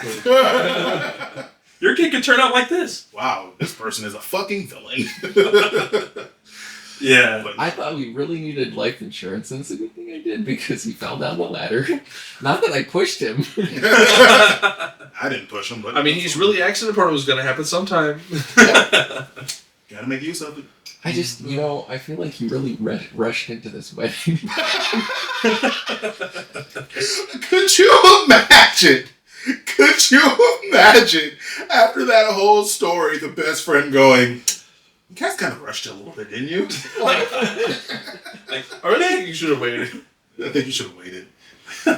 Oh my fucking goodness. That is interesting. I do truly hope it's a great relationship and it goes well for them. Yeah, I hope it's that moonshot where everything worked out, and it was just the right guy, the right time. I hope it was in fact God's timing. I really do. Because the alternative that is 90% more likely is this is going to blow the fuck up in her face, or she is going to live her entire life being a doormat to somebody that's a doormat to somebody because they were willing to give them time of day. Yes. Yeah. Hope for the best, expecting not that. You want to tell us about audiobooks? Yeah. Did you not have something? No, I do have stuff. I'll just go last today. Okay. This week. Cool. We can do that. Yeah. So I made it to the end of Oh, you did finish it off. Primal Hunter. Or whatever the current thing is. Yeah. Well, I made it through the 10 audiobooks that are currently available on Audible. Nice. There's 11 books out right now. The 12th one planning on being published soon. Nice. By soon, I mean, I think this spring. So I'm not sure if / when there's going to be another audiobook, but I'm still looking forward to it. I've still really enjoyed the Primal Hunter series. It stayed peak pretty much all the way through. I would say it stayed peak. I mean, I think that it has its ups and downs in certain parts. I think that the fifth to the sixth book are probably a little bit weaker, but I still have a lot of fun with it. I say that somewhere in there is the conflict with Al Kahan. You can say anything and we just believe you. There's the conflict with primary antagonists. And that was really fun. Like thing that happened that just like cranked the drum up all of a sudden. And I think that so like it's not it's not like every book's 10 10 10, but I really enjoyed everything I listened to. Nice. So yeah, and so I started listening to Azarinth Healer. I think I'm about halfway through the first book right now. How many books are there in the series? I don't know. There's at least 4. Oh, okay. Book 4 audio has not launched yet. Okay. Well, they're still trying to sell it to me on Audible.com, so... Yeah. Oh, really? Yeah, they're probably trying to get me to pre-order or some shit. I will say I don't know when this little update dropped. This could be old. I do love the wording of this right quick. The heavily edited version of the story will slowly be published through Kindle and Kindle Unlimited. There will be audiobooks too. Due to exclusivity for the infinite money glitch that is Kindle Unlimited, the heavily edited section of the story will be exclusive to Amazon, but a small cut of each sale goes to Royal Road. I just thought that was very funny. Next to the published, I would love to know what was Azarinth content on Royal Road, Scribble Hub, and Patreon. I might want to revisit the original stuff because, okay, interesting. I really like that this is like a blog style, like the authors like just kind of talking to the audience. This is like a look. This is a little bit of a synopsis. A new world with nearly unlimited possibilities. A status, classes, magic, and monsters. Sounds good? Well, for Ilya, it didn't come quite as expected as for some other protagonists, nor was there a king or a god to welcome her. The grand quest? Well, she might figure that out someday, but for now, a new world with new food is prize enough. Her fists are at the ready. She's ready to punch and get punched, however long it takes, and however many limbs she might have to regrow. And then it just gets into like talking from the author. I will be really curious to see what is heavily edited out. Because it sounds like you'll probably end up just hearing it raw no matter what. Yeah, well, when I say heavily edited, I wanted to know, because like the fiction contains graphic violence, profanity, sensitive content, and sexual content. I'm saying by the wording of this, what you're gonna get is missing chapters, not necessarily missing or edited content. Well, I want to go and I want to read this now because okay. What I'm saying is she be fucking for sure. Nice. It's because I'm thinking back on what I've listened to in the past 2 days.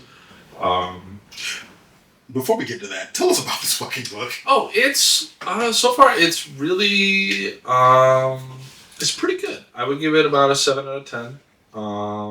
At least as far as the audiobook is concerned.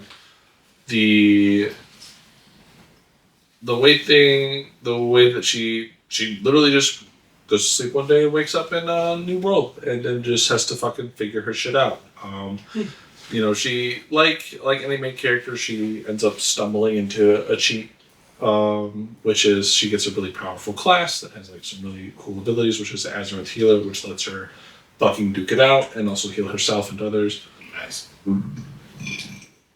Jesus Christ. But she's like a very impulsive, free-spirited main character. It's enjoyable to read about. In the beginning, there's some stuff that I thought I was gonna not like the book at all because of the way that the character was written at the beginning, which it was in a really like I don't know how to say this, like very. She didn't feel like a real person. She felt like somebody. She felt like what I would expect if somebody went to an author and told them that they wanted a female protagonist for a lit RPG, but the author didn't really know how women acted or how lit RPGs worked. And so, do you have any examples you can say? Like the way that they would reference pop culture. There was a very distinct moment where when she first woke up and she was like, "Is this one of those YouTube prank channels?" And the way that she said like YouTube prank channel and like referenced that made me. It was like such a very like rigid and robotic way to reference something that's like very commonly known. I was like, feels like somebody Googled what the young folk would think when but as things go on, I think the author does a much better job of starting to fill out like this character's personality and how they operate, which is that they're not quite a fucking nerd, but they're just like an impulsive, free-spirited person that, you know, kind of hated the idea of going to university and having to figure all that shit out. And like living the grind of the 9 to 5, and they're living it up in this new world.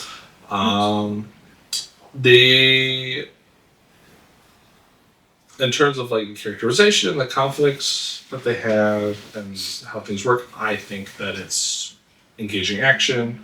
The stuff is really interesting. The main character's class is cool. It adds an element of mystery and sort of like a feeling like there might be more of like a destiny involved, or like they have like a tie to something that is like has a lot of mystery and like power and ties to the past that's long been forgotten, but might still be around, right? Shit that like you're like there's a lot of shit that could be going on here in ties to like greater things, but for now they're just fucking around and killing shit in the forest, and that's really fun. So it's unclear if they have like a greater destiny or not, but I've been enjoying listening to it. I've been enjoying listening to it more the more I read it. The inclusion of a character that was bisexual and non-monogamous was really interesting. It's not the main character; it's something the main character ended up fucking. But I was gonna say that I thought the way that they handled some of the sex and sexual content was really interesting. But now that I'm thinking back on it, I'm realizing it might be part of like censorship. Or like editing things out, because they just like when they fuck said individual, there's one scene where they're in a caravan and she's chilling on top of one of the caravans and somebody else comes up, and then they just kind of cut and she's waking him up naked because there's an attack on the thing they've been fucking for a while. And I'm wondering if it's just because they're like cutting that content out, or if it's I see. Yeah, or like there's before it's out. It's implied she rescues a woman from a set of bandits, and it's implied. I don't know how heavily implied it is, but it is slightly implied that there may have been some element of like sexual assault that happened during that time. And I'm also wondering if that is also because they're just like chopping out any more sensitive. Yeah, so you think they're doing that for the audiobook, and that in the actual book, they got more details in there? I don't know. I'd be curious to see. Does the other series that you've been reading, the Primal Hunter series, have any bits like that? The Primal Hunter series had in the audiobooks that you've heard. In the audiobooks that are, it has stuff like that happen. It reads Like how They do like they to go into use. detail? They don't go into detail. They go into detail about violence for sure. Not like graphically as much, but they don't shy away from describing what's happening, like ripping out somebody's tongue or some shit like that. And the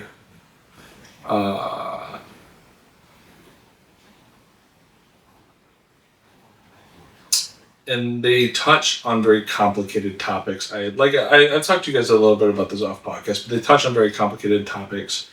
I don't know how well I think Zolgarth handles those topics, even if you view it as him commenting on those things through the things that exist within his narrative. I still don't know how well I think that he'd be doing, but it's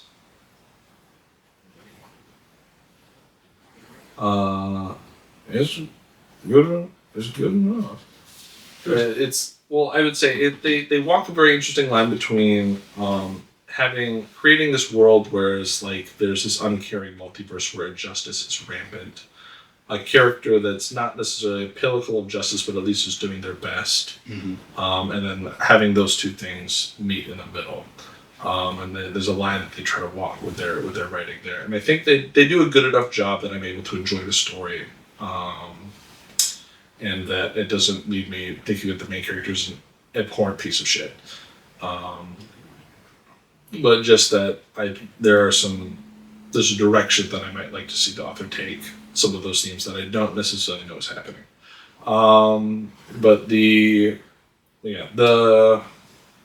But that's something I would have to stick through the book, because the way Primal Hunter is a marathon, right? It takes its time with the situations. It doesn't shy away from like being heady about stuff or talking through things, right? And it's very clear that this is something that the mission of this book is to be. It's to be a shonen. You're gonna be with this story for a long time, because our main character's goal is to become a god, right? That's their primary drive. That's their primary motivation, and that's a long fucking journey. Versus with Azarinth Healer, she's just wants to punch shit. I mean, I guess in Primal Hunter he also just really likes punching shit, but they're just enjoying the newfound sense of freedom in this world. The emphasis is on like freedom and like personal growth and finding your place when you really don't feel like, or in the past you didn't feel like you had one. And it's been reading this has convinced me that if I wanted to, I could definitely write one of these stories. Yeah. And it's also been because I'm like, if somebody could write, if this can find success, then I could write something that's probably not as good as things. But also, I was looking through this website. I was thinking the same thing. Yeah. I've not done creative writing in a long time, but I've been kind of wanting to. So just not to like disparage, but like the writing for this is not brilliant. It's not going to blow you away, but it's really fun. Well, it's funny because I was just reading through this author's thought. Give it a shot. Let me know what you think. My experience is incredibly lacking. If you find yourself hating it early on, do convey your anger in a detailed comment or review. I want to get better, but without any feedback, it's simply quite difficult. So this seems like their first foray really into writing when they started this story, and that's probably what they're picking up on, at least from the beginning. That makes sense. Yeah. Cool. That is so are you giving this a recommended? Or giving this I am gonna continue listening to the series, and we'll probably revisit when I finish what's currently available. If it's good enough, I might go to the Patreon and start it. I'm probably not gonna do that with Primal Hunter, mostly because it will absorb my ADHD hyperfixation if I do that as Primal Hunter, and I will probably disappear into it for even longer than I have, which is about 2 weeks that I've probably invested into it so far, and I don't want to keep doing that. So how long does it take those books to come out anyway? Like it's usually paced out around like 3 to 4 months is usually what the release schedule is. which I think has more to do with the print publishing than it does with like how fast they can actually release them, and also just like the production process for recording the audio for 20 hours worth of audio, editing that, and then putting it out. Which looks like book 4 came out just under a month ago. Oh, So for audiobook. So it's For Azarinth. Yeah. So it's available to listen for the last about month or so. Yeah, okay. That is. I would say give it a shot. It's nice. It's refreshing to see a female protagonist. Although I do think that actually I'm not going to comment on that right now. But the actually no, I'm going to comment on it. The fantasy that they embody in this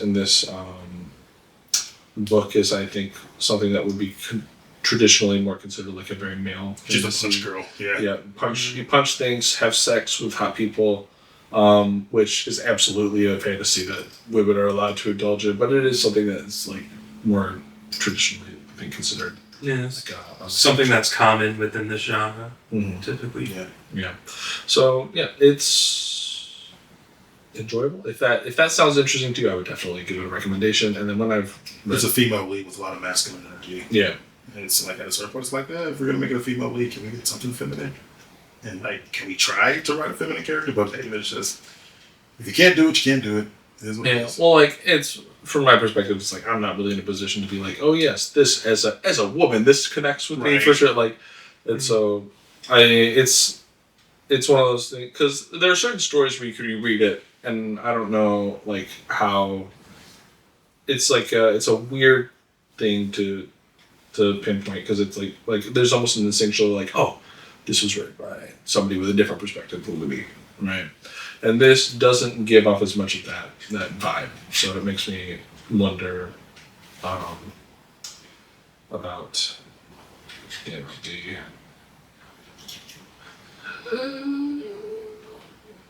primary themes and sort of like who it's supposed to appeal to, blah, blah, blah, blah, blah, or even if that was even a consideration. But yeah. Fair enough. Well, if that sounds interesting to y'all, give it a shot. Azarinth Healer by Rhaegar is their pseudonym that they're going by. G something, not just had it open. Shit. No. What was the name of the author? Oh yeah, No, they just go by Rhaegar. Rhaegar. Yeah, give it a shot. Azarinth Healer. It looks interesting enough. I don't know if it's interesting enough for me to give it a shot, but it sounds like you've been having a good time with it. So I've been having a good time as far as good enough that I've continued to listen to it. And if it finishes that way at the first book, I will be picking up the second, and then I'll let you guys know more about the all right, yeah, look forward to that. Hell yeah. All right, let's take a quick break right quick and get into some final movies. Be right back.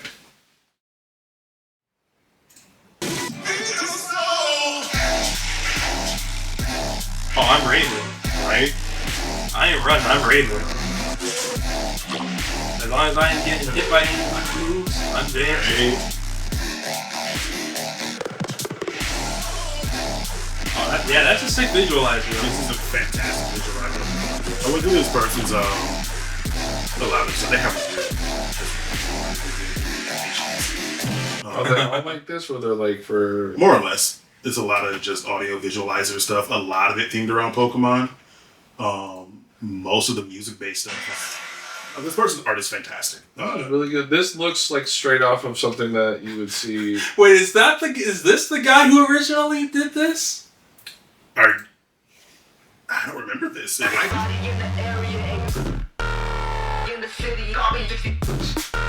Damn, they just got a A.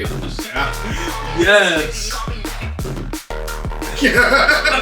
No. No, the immediate no.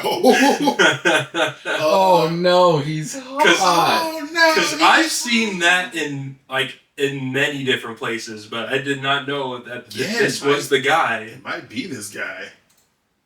There's. Don't worry, it'll all work out in the end. Just the random fucking twerking.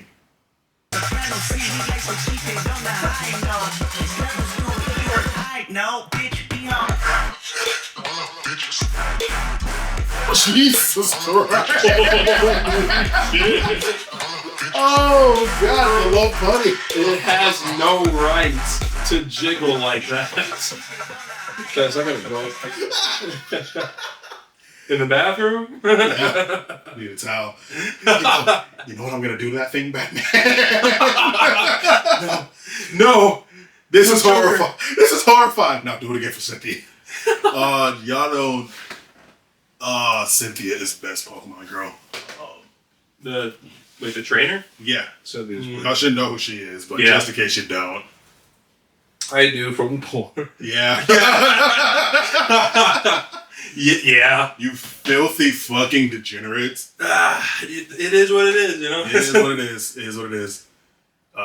Yeah, no, Cynthia is easily one of the best champions to ever come out of Pokemon. Just as a character goes. Sharona. Yeah, once the community gets hold of the character, you know, it's... Oh no, it was immediate. It was immediate. We all know it. God damn, I fucking love Bunny.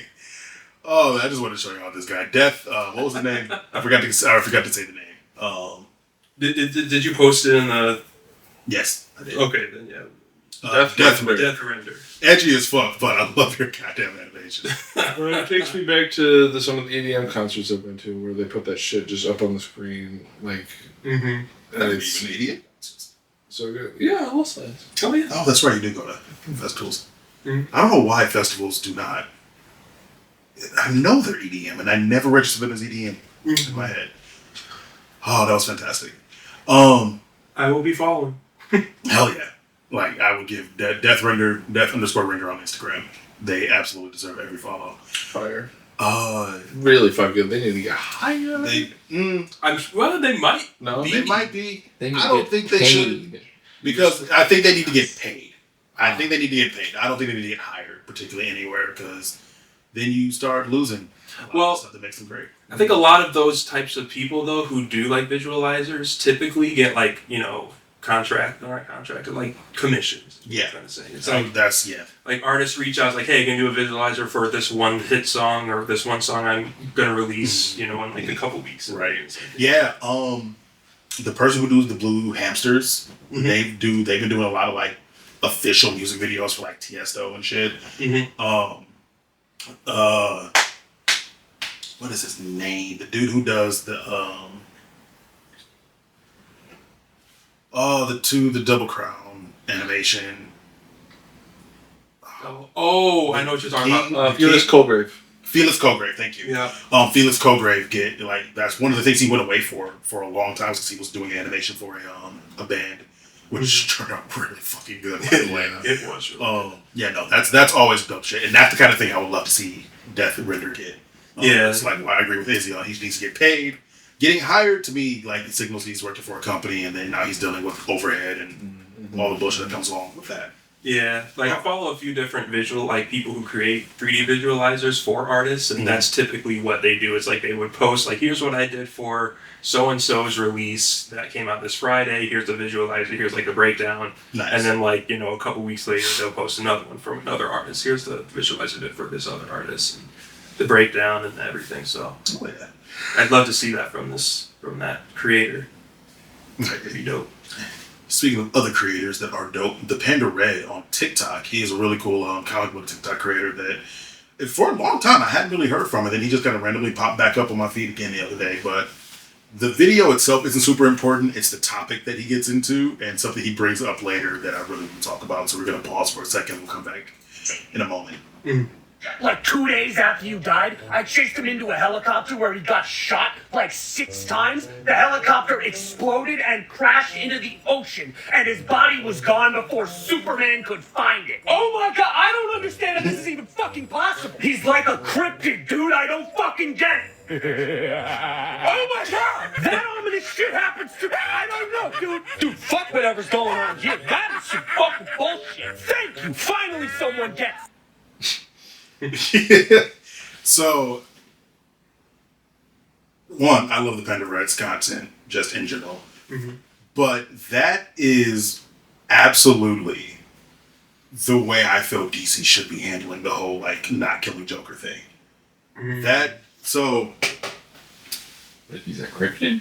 Yes, I would love for that to be the reason why Batman doesn't kill the Joker, because I have definitely ranted about this a few times. I think with y'all individually, but especially when it comes up online. We put it on the podcast for sure. I think we put it on the podcast multiple times. Oh yeah, that's right. I have talked about it before, but it's to rehash. It's fucking stupid. It's bullshit. How far out of their way Commissioner Gordon and Batman go to not kill the Joker. Yeah. To the point of they look down on anybody else who's willing to kill the Joker. And it's a fucking stupid plot point. Like, it's just a stupid characterization. Like, there is Just put him in a cell, you know. We don't have to kill him. Just we shut him up. don't have the right to play God. Like, how can we take someone's life into our hands? Or Have a vigilante who's not a vigilante. a vigilante who's not a vigilante. Or the bullshit of, like, just one bad day and I could be just like him and it will make me no different. It's like, if you don't shut the fuck up. Like, Bro, I don't think so. the Joker has millions of lives on his hand at this point. Like, Yeah. he is Genghis Khan levels of genocidal at this point. Mm-hmm. Every chance to kill him that you don't take is a couple thousand lives on your hands, and I don't give a fuck like what anyone says at this point. Mm-hmm. But if they were to rework that as in Batman doesn't kill the Joker because the Joker never stays dead, and it scares him, that would be an infinitely better way to write that. And not only does he not stay dead, but it's not like he regenerates or like some bullshit power like that. Like, he's gone and you don't know where he is. You don't know when he's coming back. You don't know what he's going to do. Like, and it seems like in the Panda Red's version of it, the Joker himself doesn't know this is going to happen. like that would be so much of a cooler way to handle that. And then just the rest of the rogues gallery are just not as murderous as him. And like, yeah, people die in the fucking just span of them doing whatever crime they do. Mm-hmm. Like the Penguin is essentially a mob boss who only cares about money. yeah. And people die because they get in the way or they're witnesses and shit. Okay, I get it. You don't want to kill him because that would make you a killer or whatever the fuck, right? Joker is a terrorist. Joker is a whole terrorist. Mm. But and if it's like Batman has repeatedly tried to kill the Joker and every time the Joker just comes back was the plot of why Batman doesn't kill the Joker. It's not because he doesn't kill him. It's because he just won't stay dead. Mm-hmm. That would be an amazing way to write that. See, but I took that as more of a meta commentary on Batman in universe killing the Joker, and then the writers being like, It probably is. It probably is. That might be a meta commentary. I would still enjoy that more than anything. Like If they just came out and were honest about it. if Batman it was fights the writers. pretty much, right? If it was more of like, if the Joker was written more like a Deadpool, in which he's so insane he becomes more aware of it being a cop. Like just the fourth wall breaking isn't a problem to me. It would still make it more interesting than what we get right now. Mm-hmm. Of Batman just doesn't kill the Joker because all life is precious type bullshit. Yeah. Like that's absolute fucking bullshit. This man has he might be a healthcare CEO. That Joker character. Batman might be. No, the Joker. No, that's why Batman doesn't kill. It's because then he knows it'll happen to the CEO. Oh yeah. At first, I thought they were alluding to that the Joker was just all in their heads for some reason. That would be funny. That would also be an amazing like. They can't do The it. Joker's at a this point. fucking tulpa. Yeah, just a dream person. Interesting. It's just a shared hallucination amongst the Bat family. They can't do it anymore. But that would be a cool what if comic. Because they've been doing some what if runs and some alternate universe runs right now. That would be an amazing one. Like, you find out. I guess they technically have done it, but it's the entirety of Batman's rogue gallery. The entirety of Batman's rogues gallery is actually just the machinations of an insane asylum patient. And Bruce Wayne was so traumatized by his parents dying that he was put in a mental institution. And so the Joker, his main nemesis, is actually his main doctor that medicates him. Obviously, Harley Quinn is the nurse that helps him. Harvey Dent / Two-Face is like a politician that comes in to like fight Kate. Like there's been a couple retellings of that in which those are actual like comic books of like what if Batman is actually insane. Some of them what if he's actually insane, and it turns out that he's not insane. they're trying to make him believe that he's insane. Is a way to get him out of that kind of shit. So that's been explored. But if we got one that was very specifically Batman, and by extension the rest of the Bat Kids and Bat Family are all having a shared hallucination of this villain that does not exist, would be kind of an amazing thing to explore. DC's calling. But you kind of set it up so that like nobody else directly sees the Joker. Right. In fairness, also, they kind of done something like this. Well, not that. So Teen Titans has that whole episode where Robin is just hallucinating Deathstroke or Slade. Oh yeah. They can't call him Deathstroke in the Cartoon Network show. Right. Yeah. Yeah, they can have Robin unalive stroke. Unalive stroke. I was gonna say, is it the fact they have death in the name, or stroke in the name, or just the whole name is just? In the time stroke. In the time the Teen Titans was airing, I think it was straight up just death was frowned upon, so they just called him Slade. But having Robin double knee just atomic drop on a villain is fine, but word death that's too much. But yeah, he had that whole episode where he was straight. One of the more powerful episodes of Teen Titans that I remember, because it's like it really dug into like psychosis and what happens when this kid just straight up is so fucking haunted by this guy that he has straight up mind break, and it was really cool. Like seeing that kind of rehashed in a way to incorporate the whole Bat Family would be kind of cool. That would be kind of sick. But yeah, I just. Every time it comes up, the whole Batman no killing rule thing is just so fucking stupid. Some people should die. It's quite bullshit. Certain people should die. Like that's one of my favorite things about.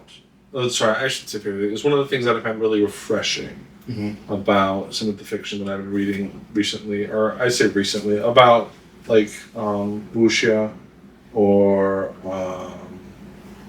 Even shit like the Primal Hunter, where they just don't shy away from violence, and death is a consequence of an enacting power through violence. Like it just, in fairness, like a lot of, even though I know like Primal Hunter and Azarinth Healer aren't really Japanese in their origin, but they kind of follow the same like plot structure. They're heavily inspired by. Yeah.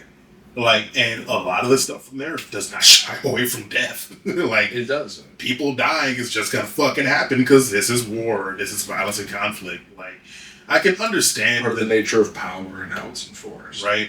I can understand the era in which Batman was created. Even though when Batman was created, he was not created with a no-kill rule. Batman killed a lot in the original comics. But there was the periods in, like, I can understand what goes on in the like American social like conscious during different eras, like particularly the 70s and 80s, that would lead to like needing your superheroes to take stances. But now that we're kind of not necessarily past those issues in American history, but now that we're at a point like having Batman have a no-kill rule was fine until you turn Joker into a genocidal maniac. Yeah. Now that the Joker is not just this funny character and this just meant to be a foil to Batman, he is now a genocidal maniac. And the more lives he takes, the less noble it becomes to like, not have him get to like 6 feet under him, essentially. Like Commissioner Gordon being okay with his daughter being permanently crippled for the rest of her life, and I think in some comics implied that his wife was killed by the Joker or some shit. Like, having him like be okay with that doesn't really read that just reads as self fucking righteous and kind of up his own shit, because motherfucker, this man killed an entire orphanage. Like, he blew up an orphanage for shits and giggles. And knowing how easy it is for him to escape prison. Then there's the part where he's escaped Arkham multiple times. Where will you even put this dude when you capture him? Like, I don't think there's any type of facility you'll be able to hide him away where his cronies won't be able to get him, or he won't be able to make some kind of deal some way or another to get out of whatever situation you try to put him in. Yeah, I think it makes a lot more sense where he's like something that needs to be, he's a monster that must be sealed, that can't be killed, right? And it would make it so much more interesting. Like, we legitimately cannot kill this character, and we don't know why. And so the conflict is every time we create a prison, he somehow gets out of it, and we keep creating new prisons, which is bullshit because we know that Superman's it's called the negative zone. I think it's called the negative zone. There's the something zone. But we know that Superman has a basically impossible to get out of prison, except that one time Doomsday got out of it. But Doomsday is its own thing. I forget what it's called. Yeah, the Sanctuary of Solitude. He has it in the Sanctuary. That's his base. Yeah, and like his base, he has this portal into literally a different dimension that has no way out except through this one door. Except when the story needs to happen. Phantom Zone. And he, like, Superman used to put like a lot of his villains in there, and to the point that it was a plot point later on of when they do finally get out by either someone on the other side opening it up and letting them out or shit like that, they're so pissed off about having been trapped in the Phantom Zone because you basically float in an endless void where time does not exist. So you're just put in there and you're in there until you're pulled out, which is in a lot of ways a fate worse than death. Yeah. Which kind of undercuts the whole no killing thing. Yeah, we won't kill you. We'll just put you in suspended, not even suspended animation. We'll just put you in an endless void. We're going to put you in solitary confinement until time dies. Yeah. We're going to do the opposite of kill you. We're going to keep you alive forever. Yeah. It really undercuts that whole... I mean, solitary confinement is one of the most inhumane punishments. Cruel. Like, solitary confinement is wildly cruel to the point that it's great that we still even allow it in certain places. But yeah, it really should. There's a lot of things about the prison system that need to be heavily reformed. But by heavily reformed, I mean burn the fuck down and redone from the ground up because, it's the no-kill rule needs to fucking stop. Like, that's really interesting. Thinking about it, that's a really interesting flip that I think I've done over my life. Like, as a kid, that was one of the coolest things about Batman. That he was a no-kill? That he didn't kill anybody. He was justice. He'll break your legs and every other bone in your body. Yeah, he'll crush. He'll put you in the hospital and saddle you with infinite debt. And then as you mature and think about things, you're like, wait a second. No, you could solve so many more. It's the thing that actually makes Wonder Woman cool to me. At least in the comics, that Wonder Woman does not have a no-kill rule. To the point that she doesn't chew out Batman and Superman for it, but she does like kind of... She goes, you two might have a no-kill rule. I have no such hang-up, something like that. Like, Wonder Woman's a full-ass warrior and will kill. It's not her first resort, but she has no qualms in doing it if it needs be. There's a comic series in which... I wish I could think of the name of it. I know Rob on Comics Explained. This was about a month, 2 months ago. He finally wrapped it up. And there's a comic series where basically they're visited like another alien who has almost essentially the same backstory as Superman happens, where his home planet's blown up, where his parents are killed. He's sent to Earth. Superman tries to like train him, not raise him. He was sent as like a teenager, but he tries to train him up. The kid's powers is weird because they're kind of like electric powers, but no, the pod that sent him there was actually jumped to a different dimension, and it jumped him to another dimension again, and it jumps him into the Injustice Guys Among Us universe. Yeah. It jumps him there, and it's Man God and all types of shit. Basically, to make a long story short, because I don't want to get into this sounds complicated. He sounds like Static Shock, but it's not his name. I'm having trouble following what's going on here. The important thing to know is that this kid has he gets shot into a universe in which killing is fine for him. By the end of the conflict, the kid kills the big bad.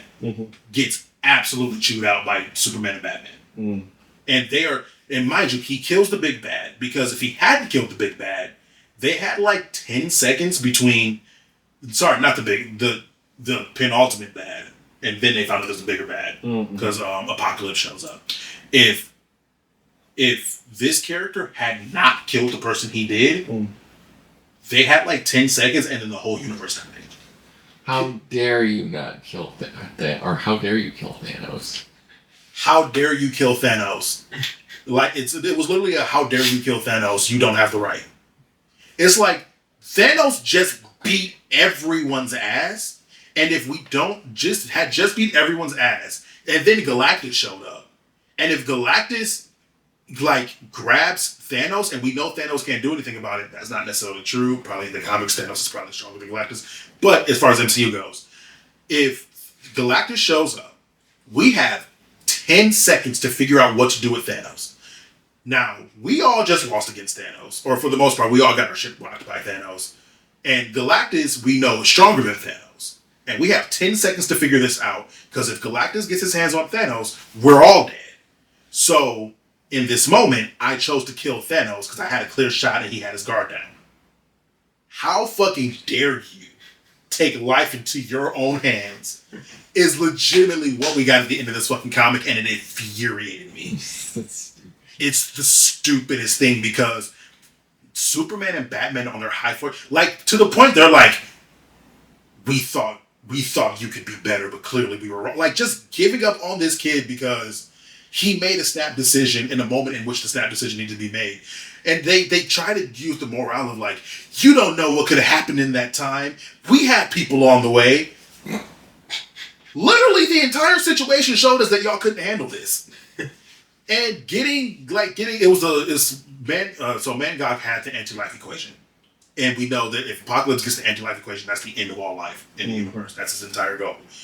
And so it was kill Mangog or let Apocalypse get the anti-life equation and gamble on the odds that you might be able to figure something out in that time. Mm-hmm. And it's like they tried to, like, I don't know if it was the writer's intent to make Batman and Superman come off as like uppity and pretentious and self-righteous, but that's what happened.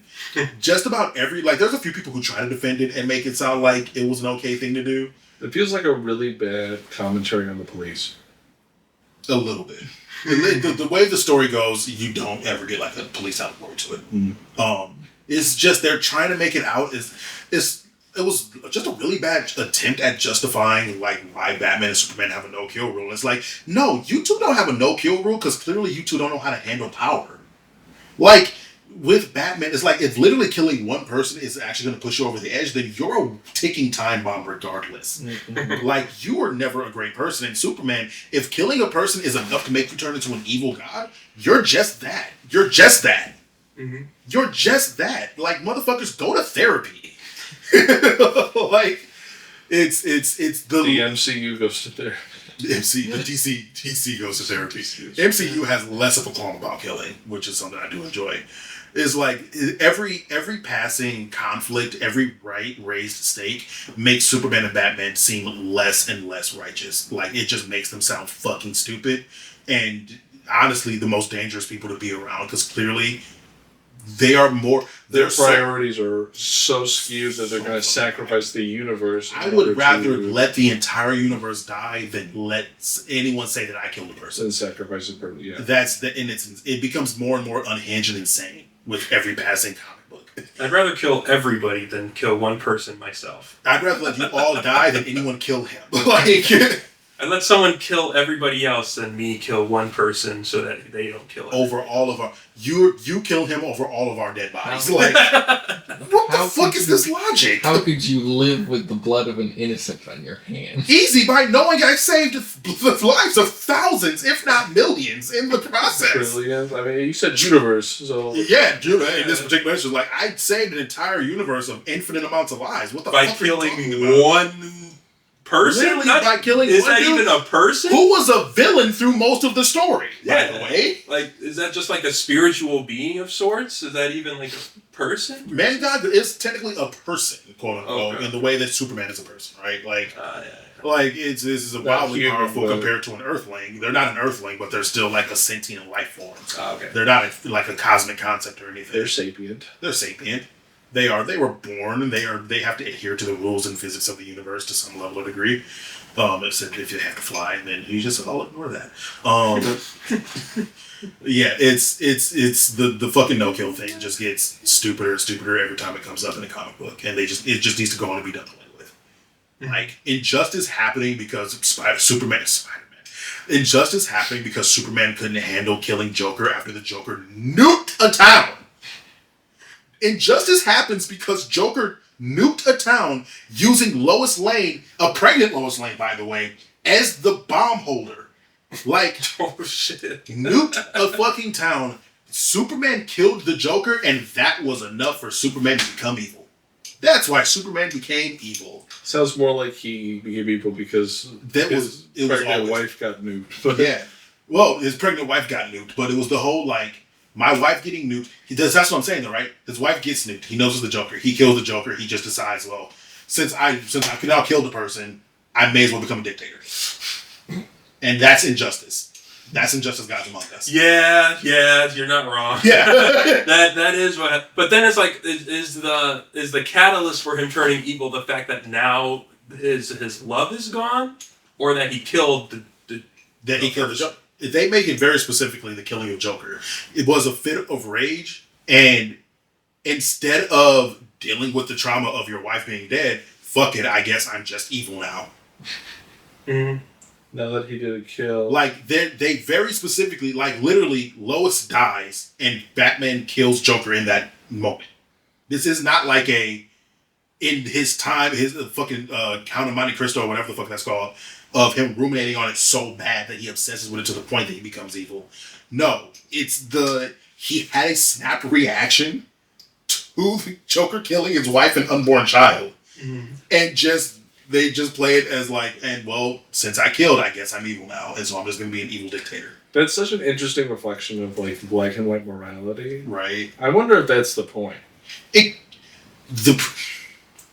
Part of me really wants it to be that. But every time they do these stories, it's never an actual like critique or exploration into that type of morality. It's always ended with, and Superman and Batman, like it's not necessarily that Superman and Batman are right, but the chastisement of their views and ideals it keeps playing heavily into the if you kill a person, then that just makes you a killer, instead of like the world didn't lose a killer, it just gained a new one or some that's bullshit. It never reads as an actual commentary. Instead of gaining a defender, it gains a killer. Yeah.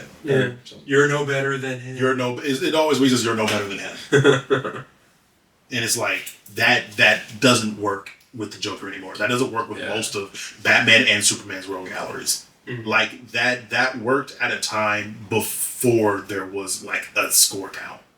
And now we have literal droves of people that are dead because of these characters. And Do you think it comes from like the 1940s Batman comic where, you know, like you watch Howdy Doody and you read Batman comics? Or like just a kid, and like, that's well, like the values that they want to instill. I said this earlier. The 1940s Batman didn't have a no-kill rule. But oh, really? Yeah, no. The no-kill rule did not exist until like the 70s, I think. Oh. When the whole comic book thing kind of went down, and that's when the not even the kidification, it was the pacification of parents happened. True. That was so it absolutely does come from that thing, and the comic book industry was like getting censored. Yeah. Around that time. And so it definitely comes from that, as well as, like I said, that there was stuff going on in American history in which having that moral and spreading the moral of you can't kill all your problems, like there's definitely merit to that, right? You also can't save all of your problems. You also can't rehab all the problems out of a person. Hitler deserved to die. Genghis Khan deserved to die. Stalin deserves to die. Like, there are people who deserve to die. And constantly letting them live, and it's one thing, we brought this up earlier, it's one thing if it was like we knew that containing him would work, and that's just the end of Joker. But the fact that the Joker has escaped not once, not twice, but a drove of times from Arkham Asylum is enough reason that if I was a civilian in Gotham and any of my... Like, they create their own villains because there was a few villains that get created because the Joker will kill a person, and they blame that on Batman, and I would too. Like, between Batman and Commissioner Gordon, I feel like more people have gotten killed in Gotham than, like, any of Joker's original plans. How are you going to have episode 2 of the Joker? And then there you go. Like, how are you going to do that? By making the Joker a weird cosmic entity that can't be killed. Like if it's really just about constantly telling stories with the Joker, there's ways to do that and not make Batman look like a fucking moron, or go the route in which Batman's no-kill rule is heavily critiqued even in universe. Or the critique of how antiquated that idea is, which Killing Joke does kind of do. Sorry. Is that Killing Joke? I think it is the Killing Joke. The one where it's left ambiguous whether or not he kills the Joker at the end. I don't think they Or really heavily he implied. does not kill the Joker at the end. But it's the introduction of Red Hood after. No, Killing Joke it was Death in the Family and then Killing Joke, I think. Either way, the return of Red Hood, which used to be was the Robin who got killed by the Joker. Actually, he did get killed. It's not even ambiguous. He got killed by the Joker and then brought back to the Lazarus Pit. He comes back as the Red Hood, tracks down Joker, and then you have this whole, from an animated movie, you have a whole speech where he looks at Batman and goes, I don't know what's worse, what's the first bit?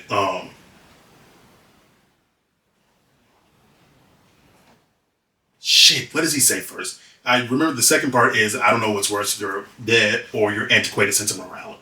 And it's like the beginnings of a critique on how kind of stupid and black and white Batman's judgment is, but then it kind of still goes nowhere, and you're still being lectured by Batman about why killing is wrong and all that shit. So there's times where they'll explore it. I wish somebody would just go whole hog and just like have a story in which Batman's no kill really fucks everything up, and people actually turn on him for it. Mm-hmm. And it's not read as like the darkness of humanity. It's read as the fucking ridiculousness that is believing that you can rehab evil out of a person. Batman really out here like, I could save him. Yeah, I could save him. I can save him. I'm Batman. I could save him. Which is funny because as Bruce Wayne, I don't think he really does anything to try and actually rehabilitate. He just stuffs him in Arkham and calls it a day. All right, I'm done ranting about Batman and his stupid ass no-kill rule. I got two more things. One very quick. Apothecary Diaries. That is season 2 of that. Airs in January. Very, very, very soon. Less than a month at this point now. So January 10th, it debuts on Crunchyroll. Start streaming. Very excited. Super excited for that. Apothecary Diaries was easily one of my favorite things that I watched this year. Hope it'll be a simulcast. So I can watch a dub. No, I don't think it will be. I think Japanese dubstep starts first. Get fucked. Damn. Yeah. Stinky man. Between Apothecary Diaries, Solo Leveling, and Don to Don, I'm not certain which one. Windbreakers 2. Windbreakers is another really good one. Windbreakers was really fun. I ended up watching the full thing of that. Oh, yeah?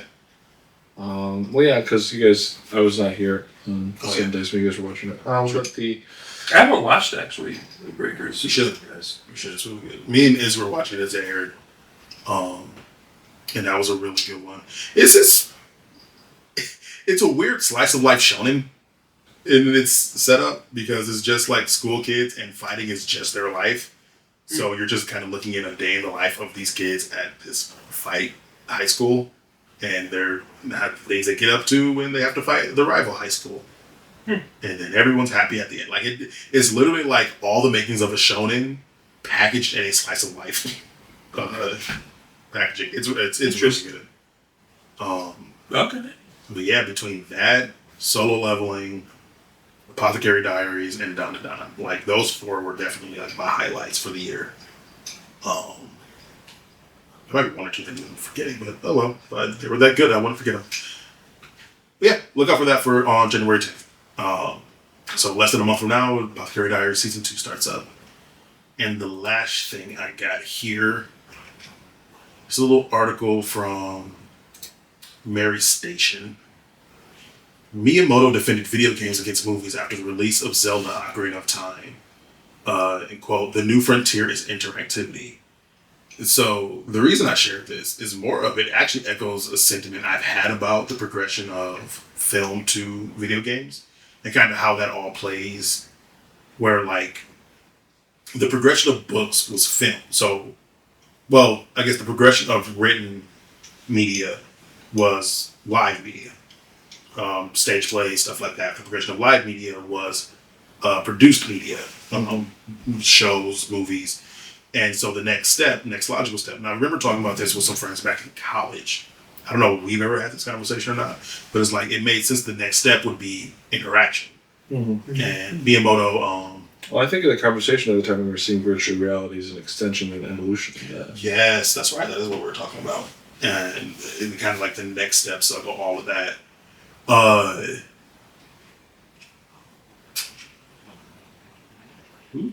Don't freeze them now.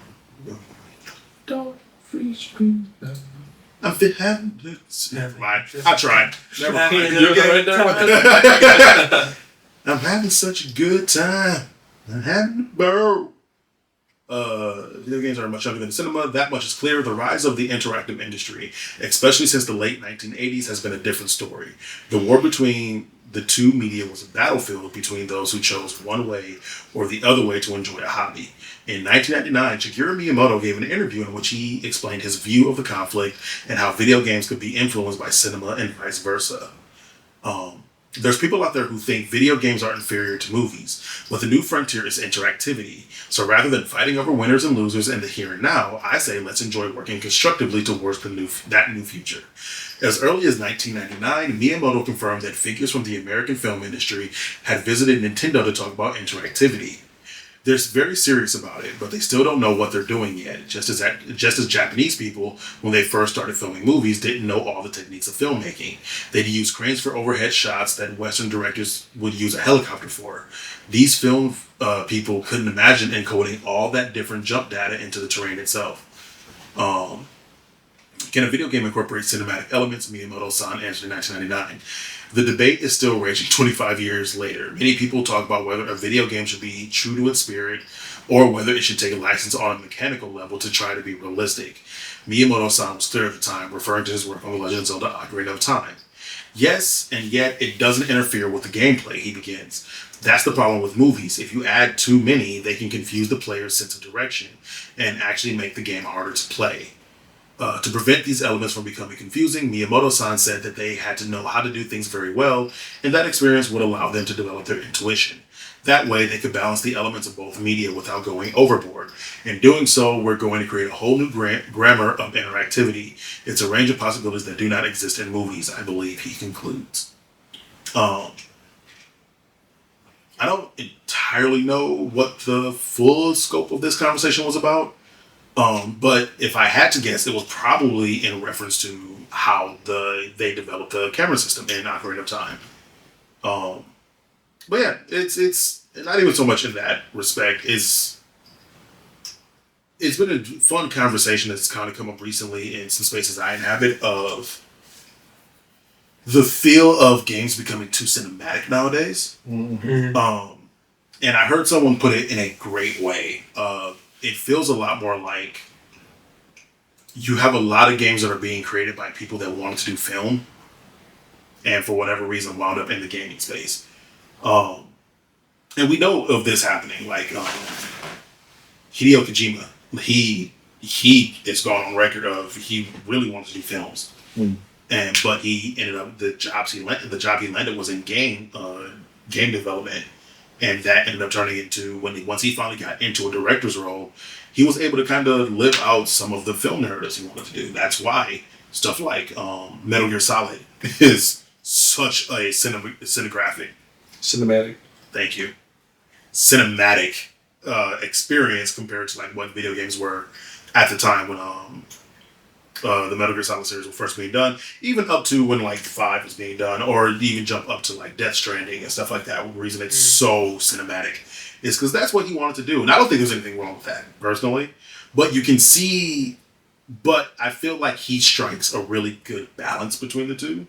Whereas there's some, and I don't play a lot of AAA games, I've said this a number of times even in this episode, but I have noticed, and I see the complaints of how some AAA games are more focused on being essentially films than they're more focused on their storytelling and narrative than they are on being a fun game. Mm-hmm. And I think that's what we see. Cutscene challenges between cutscenes versus like actual gameplay. Yeah. Right. Like, yeah, and it seems like where the bits of gameplay you get are either very basic or are not that. Like, it's either very basic or just not very long before you're into the next cutscene.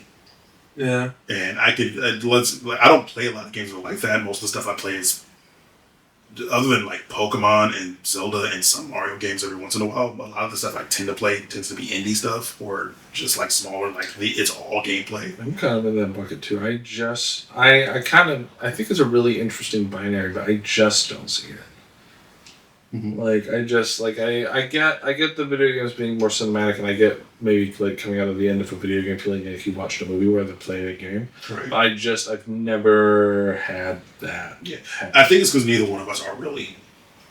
It's the critique was very specifically about AAA games, like that kind of stuff coming out of the studios that me and you rarely ever touch. Like Every once in a while we will, but I think an interesting case study for this, I'm gonna say test or just kind of to see how it feels is the God of War games, right? Right. Where I think it's gotten some, awards and accolades for, apparently it's like, I don't know if it's the only game or the first game or what, to basically never switch camera angles. It was the first. It's one continuous shot. It was the first Right. game to have a continuous camera shot. So like the gameplay happens and the camera is always the same and it goes seamlessly from gameplay to cutscene and it just never jump cuts, never transitions. Weirdly, it's always the same point of view camera angle. Which I played a little bit of it and I still have to finish playing it out. But I did kind of feel that cinematic, effects, and I enjoyed it with that type of game. I could see how it wouldn't work with certain other genres and other IPs. I think it's less like genre and IPs and more just not finding a good balance in doing it. Mm-hmm. I think it's really just the balance you have to strike. God of War is a really good balance on that, and it is also interesting the fact that it is all a single camera. Like there's Do we have an example of a game that we think does this? I'm thinking about games that you might be able to accuse, like maybe The Last of Us, maybe. I thought The Last of Us, generally the gameplay in The Last of Us is pretty well regarded. Mm-hmm. Despite the fact that it is a pretty linear, story-based, story-driven game. Right. I'm thinking about Spider-Man. Spider-Man was open Spider-Man world. does a really good job. It was very open world. The space I was reading, I wasn't reading. I was listening to his own podcast. They don't get into super deep examples. I'm trying to remember if they mentioned anything specifically. There's like the super obvious, like Detroit Become Human. That's just Like decision-based games? Yeah, that's a whole different realm. Well, it's kind of that. It is that because I could see that argument being made for those type of games where it's, right. Well, I was going to say... But those was, I kind of, I think the progression on that I find okay. Because, like, the dude behind Quantum, is it Quantum Dream that produced that game? I forget what the director's name was, but he wanted to be a filmmaker. Like, his own all of his games are like that. So, Heavy Rain, Heavy Rain, Detroit Become Human. I'm trying to think of one of the games I mentioned. Once again, it's just into the space. It's AAA games I don't inhabit. I don't think of. I'd have to look up and remember if I can get a reference on that. Like, I agree. I've not run up into this problem, but I can see it being a problem. But I don't know. I think it's a false binary, personally. I think anytime you add an element of interactivity, it's a fundamentally different piece of media. And if you put a story in there, then I think a comparison to cinema, is kind of lacking in terms of how it compares. That's my opinion. I'm kind of curious what you're comparing to, because I'm not following your through line on this. Like, I think that the moment that you take it away from being... one, in terms of like a story-based game, I don't think that we've really seen truly interactive media, right? Like where your choices, things that you do, and so does the game influence the story itself. Yeah. It's more often that you get action, you get gameplay, and then that story progresses the gameplay. right? Mm-hmm. So like things in the story help explain new mechanics and new things that happen. If you're playing a good game, and if not, you just get to play a game, and then you get little story treats. Right. You're saying like most games are more or less linear. I'm talking about like AAA titles. Yeah. And even something like Zelda Breath of the Wild, which has wonderful open world gameplay, lots of different options, fundamentally has a starting point and an ending point. And what path you take to get there, you get there. Right? There isn't like a diverse branching story. The closest thing I think I've seen to that is text-based games, AI text-based games. And even that, I think, is fundamentally lacking because you just type in what you want to happen and it happens. There's no challenge. There's nothing like that. There's nothing to overcome. You're just interacting with a story generator, and you generate your story. Mm-hmm. So I think that when people say that something is too cinematic, it takes control away from you, that control never exists to begin with in most games. Just because that control is too expensive to create. Or we don't have sounds like an argument of semantics, I'm not going to lie. Yeah, it sounds like a very semantic argument. I just think the dichotomy itself is dumb. I don't think there's a dichotomy here. I'm trying to figure out where you're hearing a dichotomy. This is a dichotomy. They're saying there's a dichotomy between movies and video games. That Who's they saying this? This did article not say this at all. Oh, what the fuck are you This talking did not about? say that. Schooling your ass The back entire up. point was that there is no Miyamoto dichotomy. defended Yeah. defended video games against movies. They're creating a dichotomy between video games or interactive media and cinema. That's the entire point of what we've been talking about. What the fuck are you What doing? the fuck are you talking about? No, we haven't. Yes, we have. This entire article is about Miyamoto working with cinema because there is a thing to work with here. There's no dichotomy in this. Like, what are you talking about? What are you talking about? I have no fucking idea where this came from. Audience, do you know what we're talking about? Have we been on Close a to the different family. page this entire time? We might have been, yes. Because I thought you were referring to something that I was saying. I thought I was too. And so what did I say that prompted this? You brought up this article. Yeah, you're right. What about this? So when you read all right, we're gonna have a couple. We're gonna get Let's to jump down to It's when somebody says that they're defending video games against movies. What does that mean to you? I'm sorry for interrupting you. oh, it's great. Okay. no, go for it. You already. I was just what we were talking about was like the interactivity versus the like cinematics of a game, where you lose control and like the storytelling portion of the game, essentially. But it's interactive media. But to tell the story in game takes too many resources, so kind of I think it's getting better, but traditionally we've used like cutscenes and things, cinematics that take you out of the game. Is that sort of Yeah, and that makes it closer to something like a movie, right? And a lot of people take issue with that, or there's a general feeling like that, like there's too much cinematics or cinema in a video game or in video games. See, now I'm confused where you've been this whole time because I thought we had a conversation about this. No. Not in my head anyway. Okay. Because to me, my whole thing was about striking a balance between the two.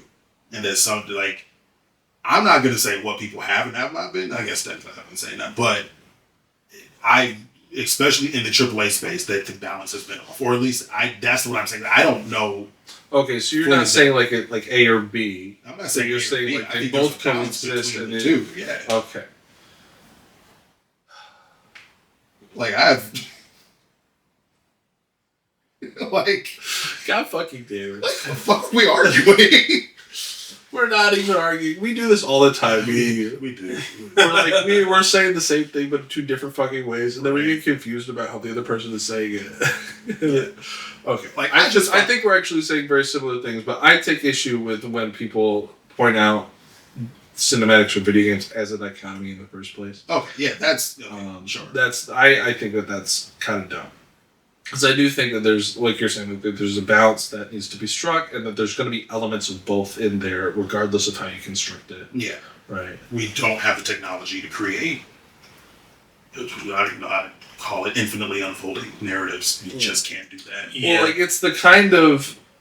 I guess technically we call them MMOs, but that's still even then, linear story that's being told in micro bits. And there's emergent narratives that exist within that, but that's from interactions with other people and like stuff that's like fundamentally Right. Yeah. you're a human. And you can it's argue not that the like tech itself, it's the way that people interact with it. yeah, you can argue that like any path has technically been already foreseen by the creators of the game. So it's like, you know, it's predetermined that you could take this path, you could take that path. These decisions could end up here, but we have to craft that end result as an option that you could take. So it's almost like every step of the way, yes, like it's kind of planned out, even if it seems like, oh, you can have 85 different endings. Right. Or you can have like so many, like some endings people haven't seen yet. It's like, well, It feels the like it's, developers have. it feels like it's usually always the same lead up Yeah. to like 3 different endings. Mm-hmm. Oh yeah. So like you always reach the same point, and then it's just like the final decision, or maybe decisions you made in the past determines the last 3 endings, but the major story overall doesn't really change. Yeah. Mm-hmm. Yeah. For me, the base of this comes down less to like there's something we talked about like choices to be made in a video game. That is one thing. I think even within that though, you can still strike a proper balance between, and it's really specifically gameplay versus narrative cinematics. Like if it's one thing with a game like Heavy I wouldn't say Heavy Rain. Well, I guess it is Heavy Rain, but Detroit Become Human, where the whole thing is just you're essentially just making a choice and then watching the story play out when it's sold to you that way. Then there's Like a Telltale game. yeah, like a Telltale. Yeah. With a few minor, action input. Right, like Wolf sequences. Among Us. Is Telltale Wolf Among Us? Yeah. Okay, yes. Like stuff like that, where you know, I think a lot of it also comes down to like, what are you selling to people and what are you giving them? And I imagine that's where some of the critiques come from. Is if you're selling me this action, like this, I don't know, fucking action-based game. I think like some shooters have gotten this critique in recent years, but I don't play shooters, so the fuck do I know? But sometimes that narrative, the need to tell that narrative gets into the way of like still creating a fun game. Yeah. I think when a game kind of like turns gameplay or like makes it seem like you're about to go into gameplay and do something that impacts the story, but like takes over and then it turns into a cutscene, and then instead of you doing the thing, the cutscene does the thing. That's when it gets annoying as a game, because it's like, okay, you have me walk up this. I'm thinking about like a first person shooter type of game, right? Like you're chasing the big bad or whatever, and you're going up this building, you're taking out the cronies or whatever, and you finally get to the top of the building where the big bad's about to hop in the helicopter, and it's like, oh, I could shoot him down. It's like, oh, no, we're gonna watch the camera comes the black fly bars. away. Yeah, Right. exactly. And then it's like, oh, you could definitely shoot the guy. If I had control, I could shoot him, but no. We're gonna, take over the camera, cinematic mode, and then cutscene. You're gonna shoot. Your guy's gonna shoot at the helicopter, and it's gonna hit a blade and not really do anything, and then the guy's gonna get away. It's like, well, if you had given me control, you probably could have done a cool thing where it's like, quick time actions, where like you try to aim, and then like maybe some kind of interference happens. It's like, oh, it's hard to shoot with the wind or something. Something that makes it feel like you have. I want to play my game. I want to play the game that I bought. Instead of doing the whole cinematic, like, oh, okay, I guess I don't get to play this part. There is a game I played that did this. This was many years ago. Final Fantasy 13 was very much like this, and it was the reason I hate Final Fantasy fucking 13. It is the worst, like, corridor simulator for like 15 straight hours. 15 hours of the game is spent with you either just walking down a corridor with, and when I say corridor, I mean corridor. Like, no branch, no go explore off and go see what's... No. It's just like a block floating in space. Yeah. and walk down this and now go do this RPG fight we set up. Okay, now walk down this next corridor. And it's that way for like 15 straight hours. And then the game opens up a little bit more. It gives you a little more like freedom to play. It's that's such a bad game. Yeah, it's such a bad game. But people love it. Yeah. Does it get better after the corridor? I've been told it does. I couldn't get through it. That was the biggest turnout. You were just like, yeah, no. I refuse to play that game. Also, your character's just unlikable. Like Lightning is just a bitch for the sake of being a bitch, but not in like a cool, like interesting way. Like she just doesn't give a fuck about anybody around her, but the game really wants you to give a fuck about the people around her. But she doesn't give a fuck, and all your other characters are kind of weird anyway, so you don't really want to give a fuck. It's to me, it's not a great game, but people fucking love it, and it baffles me to this day. And it doesn't help that was like my first foray into the Final Fantasy series. So like I never held it against Final Fantasy, but I've also Sounds like you did. I've also never touched a Final Fantasy. If you have not touched one, If not held it against No, legitimately, I've not touched it because I don't care for RPGs. Oh, okay. JRPGs. Now, Final Fantasy, I've played 14, the MMO. I got to try to get back into that again, but timing was terrible. I do want to play 15, and I want to play 7 the remake. Because what do they call it? Is it APV? Whatever the system called, it's less JRPG, more actual action play. So those ones I actually really want to play. Just never got around to it. It's someday I will play them. But I say I have not. I don't hold it against the Final Fantasy series. I am willing to play Final Fantasy games. Just hasn't happened yet. Fair. Don't try to make me out to be some fucking vindictive villain. No, I'm sorry. I've just been so distracted while you were talking. By these fuckers? By these fuckers. Because this is a video gaming club website. Yeah. That's playing what appears to be live football commentary. Is this live? As an ad. Why is this live? I might not be, but No, I think it is. I think it is, though. Not just football commentary in a different language. In a different language by two crusties who would just maybe they were famous football players in their past life, but I'm open to being disrespectful to them. I'm more inclined to say these are probably team owners and coaches. Yeah. Tebas responde a todas las preguntas I just want sobre to el límite salarial. I just want to know what you've been clicking on that brought this up. And is this American football or I'm going soccer? I can't think of a single fucking thing. Well, this is definitely not tapped into my my shit.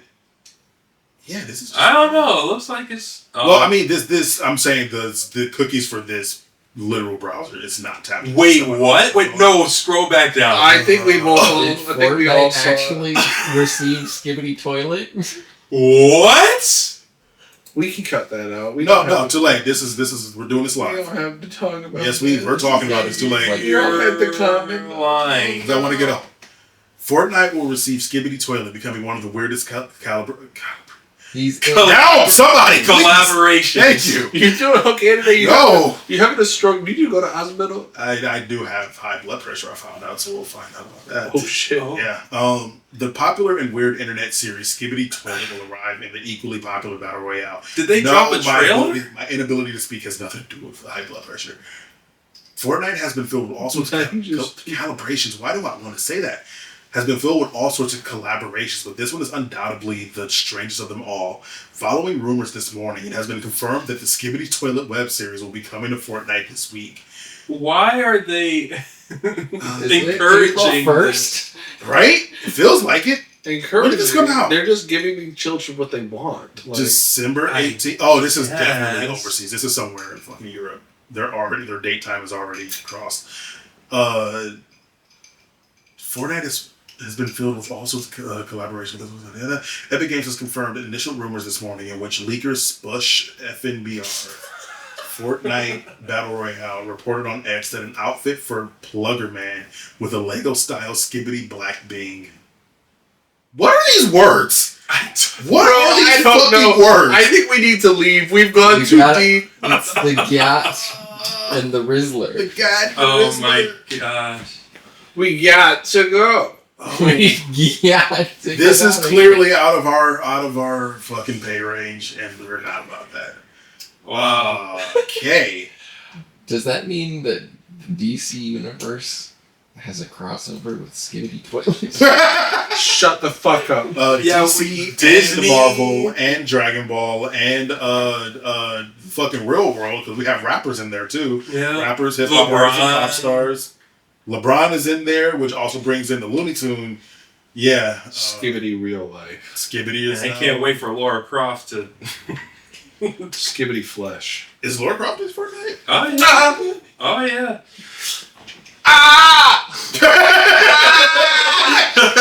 Izzy! Izzy! Man, What's this?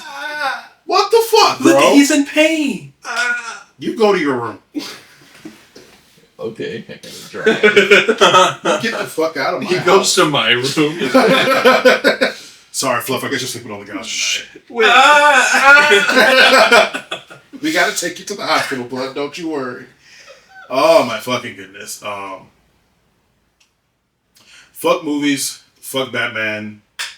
Fuck Fortnite and Fuck Skibbity Fortnite. Toilet. Fuck Cyberpunk. Fuck Snow White. Fuck Disney.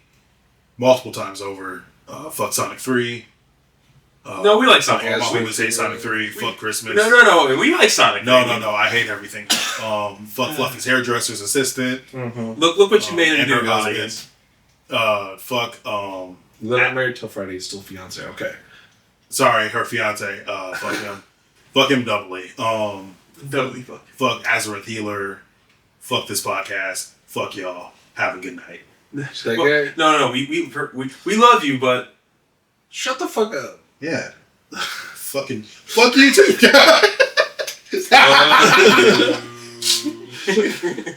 Wait, before you go though, like, comment, subscribe. 5 stars. Follow all the shit. hit that bell too. Yeah, hit the bell. Congratulate us for a year through this. Yeah. Season 2 coming soon. Yeah. See you next year. Have a nice fall. Stay gay.